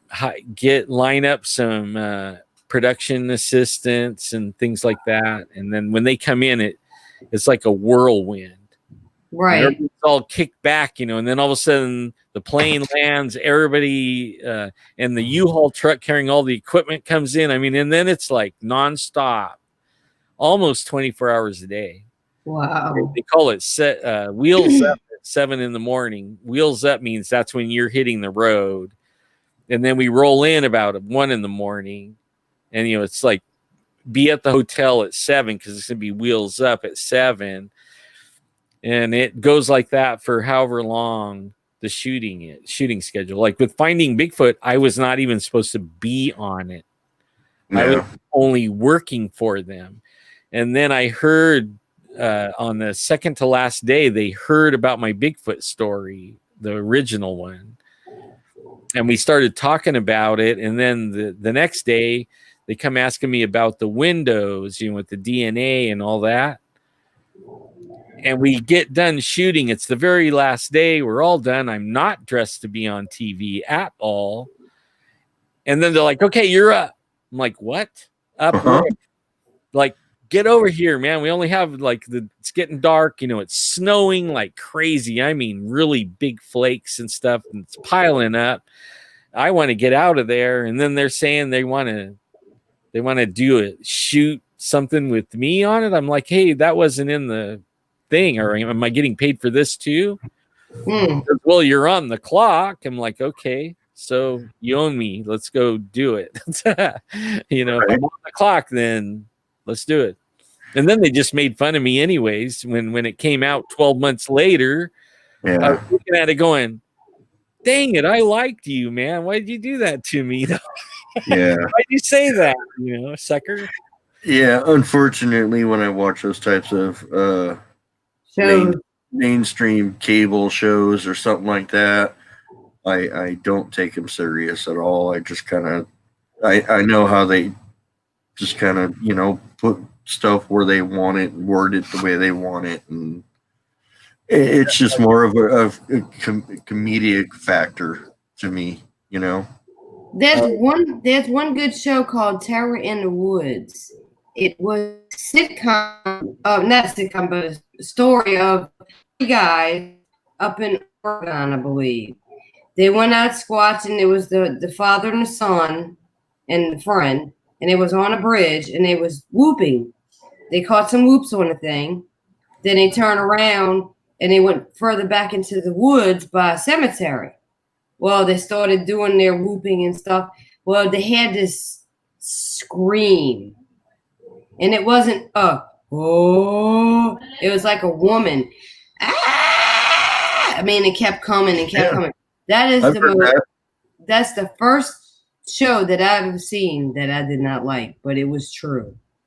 Yeah. Called Terror in the Woods. I've heard that scream before, actually, up in Northern Idaho, and I turned my camera, right in the middle of it, and I could hear it. It was probably, from the distance, I can estimate exactly where it was.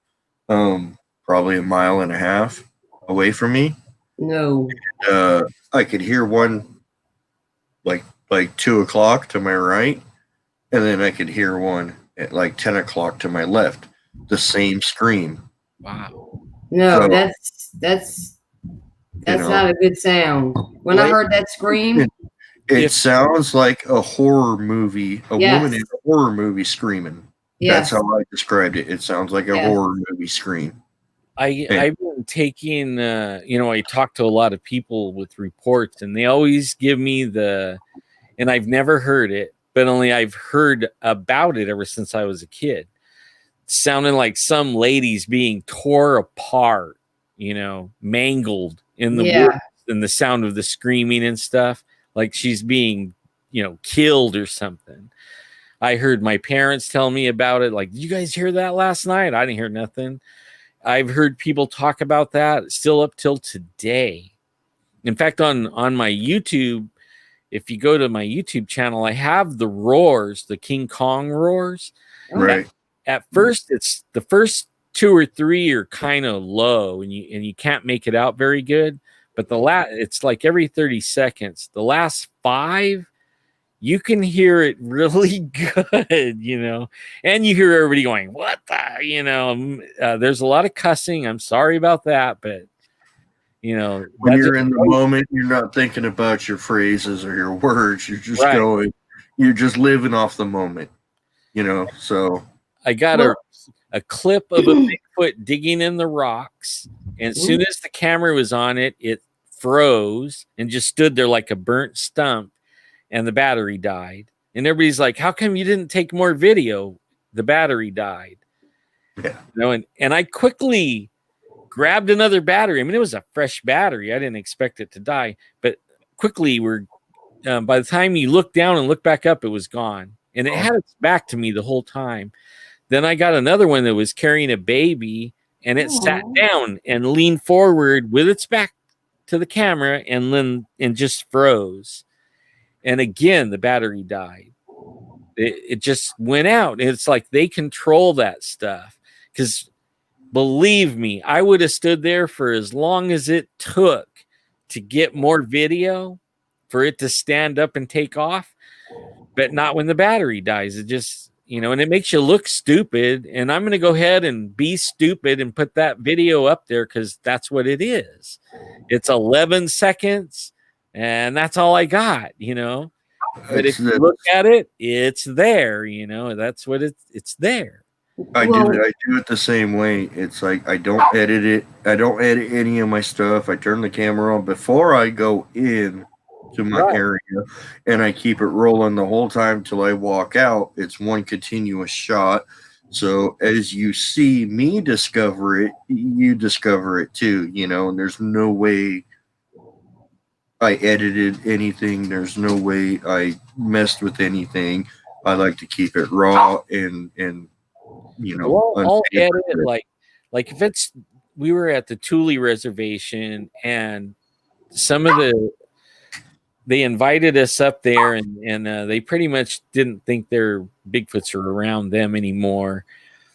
And we got there, and we were there 15 minutes, did a wood knock, and these 3 Bigfoot started hollering all around us. And they hollered for over 3 hours. Now I'll edit, like what we found out was they'll holler, and then as soon as we start reacting to it, like, hey, you guys hear that? Hey, shh, everybody shut up. And we all shut up. Then they shut up. So then we're sitting there 20 minutes, 25 minutes. Pretty soon we're talking again, and we realize they're yelling again. It's like, hey, everybody, shut up, and we all shut up, and then they shut up.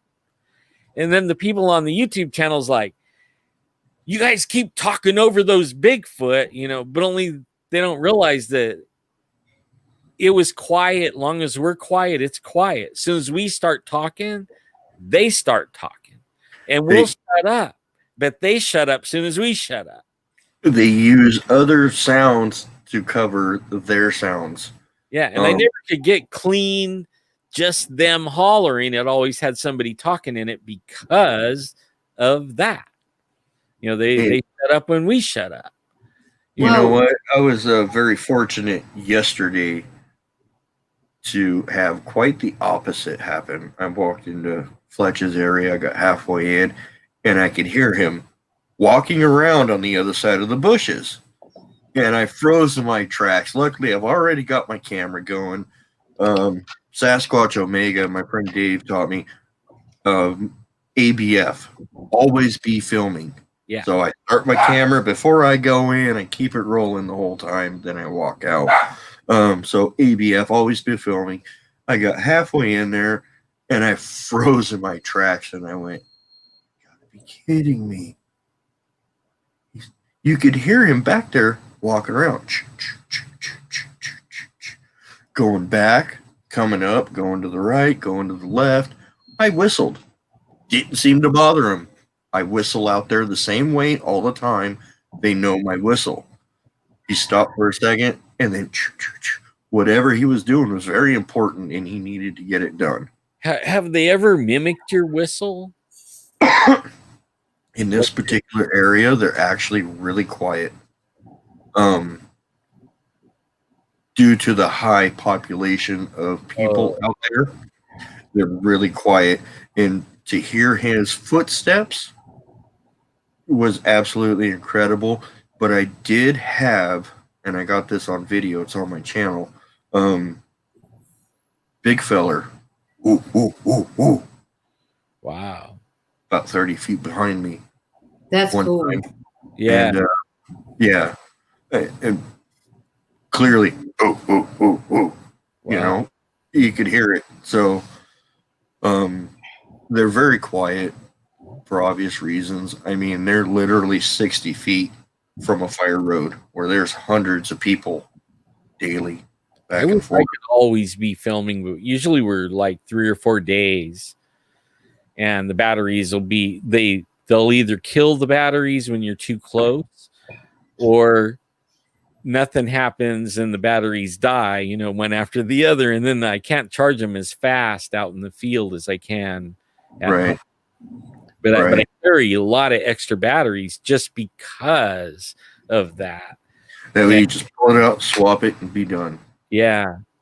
We did an experiment where we was in a tent with lanterns all around us, just a tent, and there was 3 of us in a tent, and we did some wood knocking, and no wood knocking back. So we got out the tent and we started doing the hollers, and I did a whoop. My friend did the holler first, the long drawn holler, then I did a whoop, and then he went, rah, and then I went woo, like that. Well, we had a recorder going. My friend had the camera going, but he put it down and sat down in kind of like darkness, but with the lights being spread out, you can't really see everything. We had something about 60 yards out. we heard, bah, bah, bah. Yeah. I was like, and my friend says, did you hear that? And then I looked at him and I looked at the other guy. He said, that was a Bigfoot. And he got kind of scared a little bit. So he's like, I think it's time to go. So we were all excited because we thought we had it on recording. Come back, check that recorder. Guess what? It only recorded, I think he said 23 seconds or 43 seconds of the whole thing. That's Yeah, it. they shut it off. Yep. I've had that happen with my voice recorder out there. That would have been an awesome scoff. See, what we've been doing lately is we have some microphones and we run it. We got a battery operated mixer board that runs on a 9-volt battery. And then it also phantom powers the microphones. And we bought these big old long cables and these stands, that you put the mic on, and we put them out way out from where we're camped. And then we just lay in the fifth wheel, and we turn up all the knobs on the mixer so that we can hear really good. And we listen all night, and there is so interesting. They come up and they grab the mic and do this kind of stuff to it. One night the light was on, it wouldn't shut off. It was a solar light and it had everything all lit up, and we hear it messing with the microphone and the thing, touching the cables. And then in the tent where the cables go out, there's like a little slit, and I'm peeking out there. I couldn't see nothing. I could see the microphones, but there was nothing there. Absolutely nothing. But you could still hear it doing that, but you could not see anything at all. And it always boggles my mind because it seems like to me that they could go invisible when they want to, right in front of your eyes, and not be seen and do all kinds of stuff invisible. And I know people think I might be crazy, but I've been doing this a long time, almost 30 something years. And at first I started off with blood, flesh and blood. They are flesh and blood. And then as things happened, they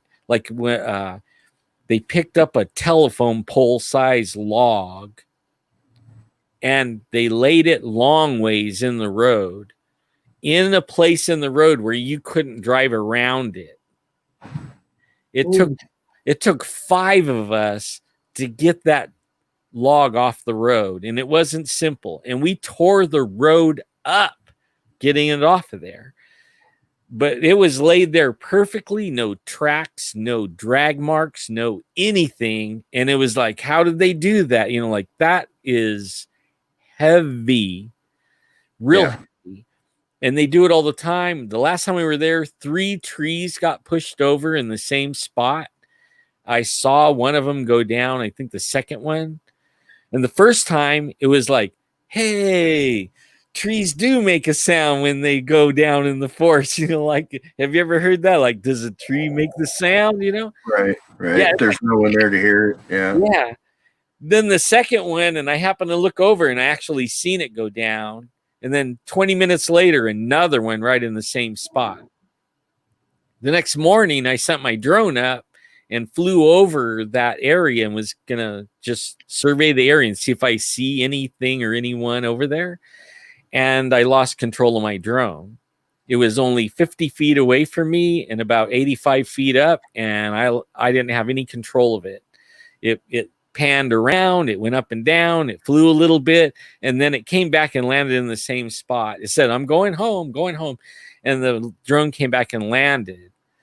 So that freaked me out. Like, I'm not flying my drone there no more. I don't know what to do. I ain't controlling the thing. The controller's right there. I ain't touching it. I even turned the controller off and back on, thinking it might reconnect and hoping that I didn't do something real stupid, but it didn't do anything. Then we walk down there and we find these big old giant trees, like big trees busted off 10 feet up. And some of them were carried away, gone. And then one of them was carried about 35 feet away from where it fell. It was stuck in the I guess the Y of another tree, another oak tree. All the branches are busted off of it. This thing's like 30 feet long. All the branches are busted off and thrown in a pile right next to it. I saw that video today. Yeah. It's like, okay, now you got this big log stuck up here, and it came from that one, which is like 30 feet back there. Yeah. And then your buddy was like, yeah, but look at all the branches. All the branches are busted off. It should be a line on each side of that log of just random branches, but no, they're all piled up right here.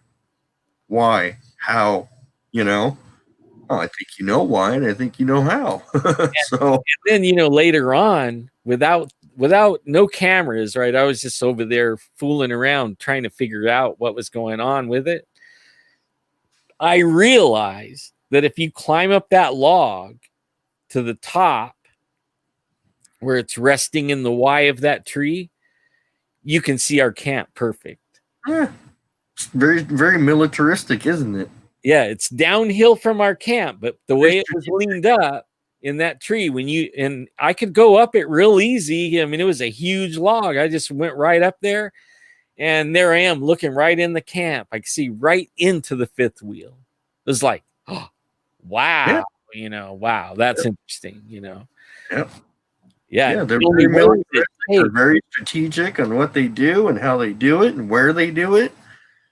They're not stupid. What is it? What very kind of smart strength does it take to bust 3 trees off at 10 feet high and then do that and then move it, move the whole dang tree and lean it up in another tree? I mean, like, that is, I couldn't even budge that tree. Not by myself. I don't even know if 5 guys could have even picked it out of that little Y that it was stuck in. It boggles my mind the strength they have. Absolutely. And I was even telling my friends, I bet that we walk by the entrance to their caverns that they live in all the time. Don't even they know have them blocked with big boulders that we can't move, but they can move. Right. And if we ever went in there and got in close to the boulders, we probably could see in where they live at. But we don't think like that, You don't think there's nothing there, just there's some boulders over there, you don't investigate that. Nothing, no reason to go over there, there is nothing there, and they're probably doing the mind speak on you like Star Wars, move along. Don't come into my crib. Unless Right. you got the high heel shoes. Yeah. Bring me an apple now. Yeah. I'm going to get an apple. Make sure there's bananas too. Yeah, they love all that stuff and candy bars. Yeah, and gum. Apparently mine, I just found out mine love Cheerios and gummy bears. Cheerios, I'm gonna have to try that. Cheerios and gummy bears. Some candies they get off on, Mine they honey like buns. shiny stuff. We noticed shiny Honey things buns. like marbles and things like that. Shiny objects, almost like crows. They like the shiny things. We found they like that stuff. And whoops, if you like, it's something you like that you're putting a lot of attention to. I noticed, like, we'll put like 5 or 6 things out. The one that I was really like on the fence if I'm going to leave it or not, or take it to a grand. I really want to eat this right now. Yeah, something like that. And I set it down anyways and say, okay, I'm going to give it to them. Right. That one is the one they go for first. Right. It's because you left your energy on it. You left that you imprinted your energy Mhm. in that, you know. I He actually really wanted this and he gave it to us anyway, and that means a lot. I actually know? think they know our intentions like that. Like when Absolutely. somebody's going in that wants to shoot him, he'll never shoot him. Yeah, no way. He'll never he'll never Oh. see him. You know what I mean? Because they already read the intention. If They they know. happen to get a shot off on one that has their back turned, they ain't thinking about the other two that are just to the side. They ain't leaving those woods alive. I'll tell you that right now. Exactly. Yeah, if you ever get on the Monsters and Mysteries, Bigfoot Wars, and all that, and right at the very end is I say a little saying, you know, and you guys should check that out. I mean, it's interesting. Yeah. I would say it right now, but I think I'll make everybody go look for it. There you go. Yeah, well, I'm going to have to go look for that. Yeah.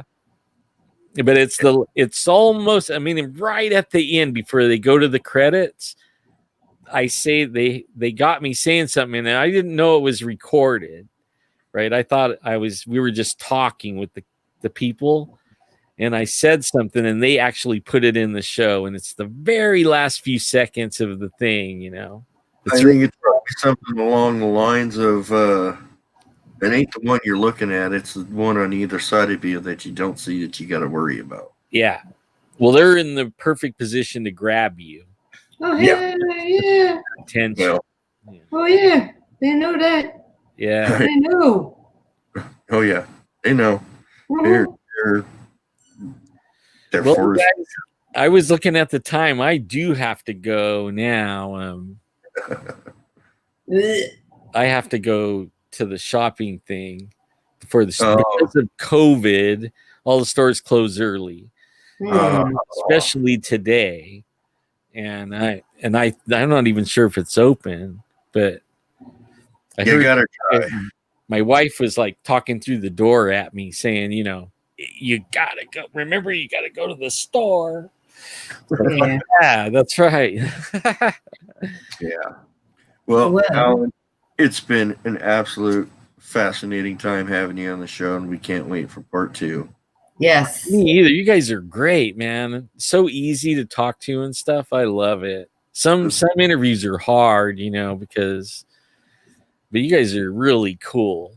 That's what we strive for. We really strive to make people feel comfortable. We just talk. We just converse. We just kind of roll with the flow of things. We're not going to come at you. I mean, we'll have a few questions along the way, but we're not going to come at you with the big going, well, what do you think about this? What do you think about this? What about this? What about no?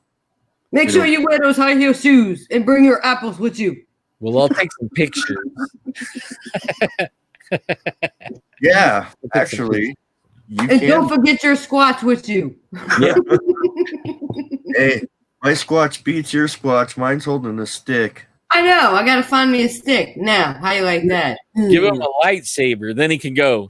There's nothing to see here while he, chops your head off. Oh my God, Darth Vader. Yeah. Right? Squatch Vader. Squatch Vader. There you go. Yeah, well, it's like a Bigfoot family. I love it. I get with some, and they're like in a competition, and I'm not in a competition. You know what? I like hearing stuff, but I'm not in a competition. We've kind of got a motto that we're all on the same team. We're all one big team. We're all working together. Everyone has little pieces of the puzzle, and we're bringing all the pieces together and putting them out on the table to figure out where they fit. It's not a competition. Yeah, it's teamwork. It's teamwork. We'll get a lot further along in this topic if we all work together, and instead of saying, well, I got this, I had this happen, who cares? Doesn't matter. All those I got this and I got that is pieces of the puzzle. Yep. And you're right. A lot of people don't want to share them.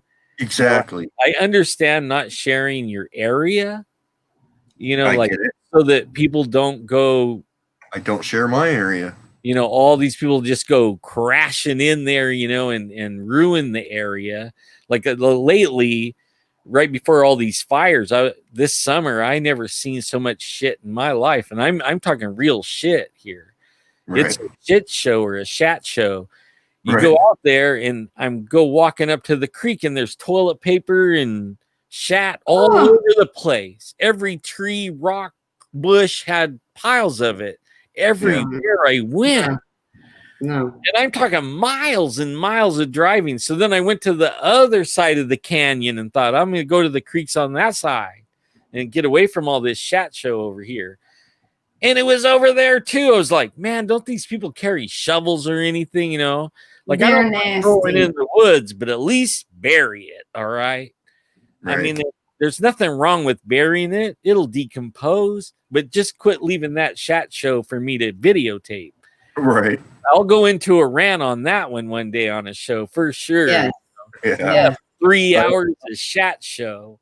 On the same way, I mean, I don't have like camp. You can't camp in my area or have an open fire. You even get $1,000 fine if you're caught smoking a cigarette in my area. Right. But you are required to pick up after your dog. Yeah. Oh yeah, wonderful. They pick up after their dog. They put their dog's poop in a plastic bag and then drop it where the dog dumped. Oh, that's really great. People are just so nasty. Pick up your trash. Pick up your trash. What is the point of picking it up if you're not going to carry it out? The point of picking up after your dog is so that people don't step in it, but you have to carry it out. Yeah. Pack it in, pack it out. No, that's too hard. Even if your dog packed it in, you still got to pack it out, right? Right. If he left you a package, don't leave the package. It irritates the crap out of me. And it's like, okay, you picked up after your dog, but you don't get crap laying there and take the bag with them. I don't mind seeing a dog pile. It'll decompose into the earth like natural and be of no harm. We were trying to fish. We were trying to fish. We had a metal detector, and one guy was fishing, and I was metal detecting.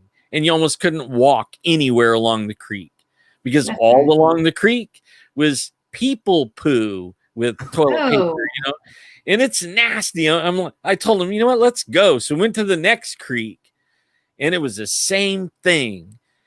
And all around the campground, there's little camp areas. If you walked 30 feet off and went behind a bush, you're in a shat show.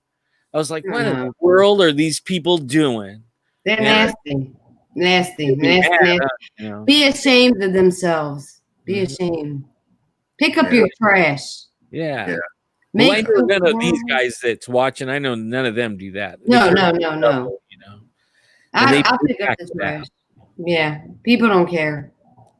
It's the ones that don't hear our show, and they're city, what we call flatlanders, and they go up there and they just think they could just do that, you know. Right. They see somebody else doing, oh, he did it, I'm going to do it too, you know. I'll just leave it there. Nasty. Right. This is why our environment is so screwed up nowadays. Yep. I agree on that. Boy. So. Well, you guys, I know I really got to get. Yes. They just tapped on the door behind me again. Yeah. I'm getting the tapping sounds, you know. Alan, it's been wonderful, and we will be in touch with you. Thank you, and thank you. Show again. Thank you. Incredible. Thank you, Kevin. Thank you, Christy, for being running the show. Hey, no problem. You're way better at it. Huh? Way better at it. I got a little hair sticking out. Who, me? No, it was me. Oh, yeah, I was about to say I got the Sasquatch hair. I got a lot of it. Me and too. It's long. And thank you to our wonderful moderator. Thank you. Moderators. Yes, thank you to everyone in the chat. Yeah, well, I might maybe we could do a return thing, and then you could be on my channel one day. Absolutely. Thank you. So, Would love to. Yeah, and we'll do another, 2 or 3 hours, man. We'll make everybody happy. yeah, absolutely, man. Absolutely. So everybody go check out Squatch Zone YouTube. Yes. Got Yes. some crazy stuff, some awesome stuff. He's an absolute wonderful person. He keeps it real. He's not building anything up. It's just he finds what he finds and he documents it. That's it. It's Just like very you simple. guys. Yeah, it's very simple. He's not dramatizing nothing. It is what it is. He documents the good and the bad and the also everything in between, just like we do. So I mean, most of the time, that's the way it is. There ain't nothing there to show, but I show it anyways. it is what it is. You know, The truth speaks out. yeah. It shows that we get out in the field, and a lot of people don't. They're video squatchers. Yeah, and it shows character too. It shows your character. That you're not hiding nothing. You're not a faker. You're just out there showing people what you find. That's it. And what you Last notice. night, we invited a bunch out last night, and since the fires, we've been having a lot of people reporting cats, dogs, goats, cats, little animals, chickens, and stuff missing. And then we started this week getting reports of something slapping their house and pounding on their walls and stuff like that. So we invited everybody out. We just we went through Paranormal Central, but we told everybody in Paranormal Central, if you're out there, we're going to be out here tomorrow night. We were out there. I didn't get home till 4:30 this morning. Ooh, Wow. It was a lot of fun. I don't hike, so I was using the FLIR, and I realized why the Bigfoot go in the oranges now. I always thought they were in there for the oranges, right? It's because they can take one step into the oranges and be gone. And I show that on the FLIR. It sees everybody's heat signature. And as these guys come out of the oranges, you see a little bit of foot movement under the first tree, and all of a sudden a person pops out. Yep. I could not see them walking through the trees any way, shape, or form until they popped out in front of the trees where I was. And I thought, oh, those smart boogers, they know that they could hide in that tree and you can't see them, even with a FLIR.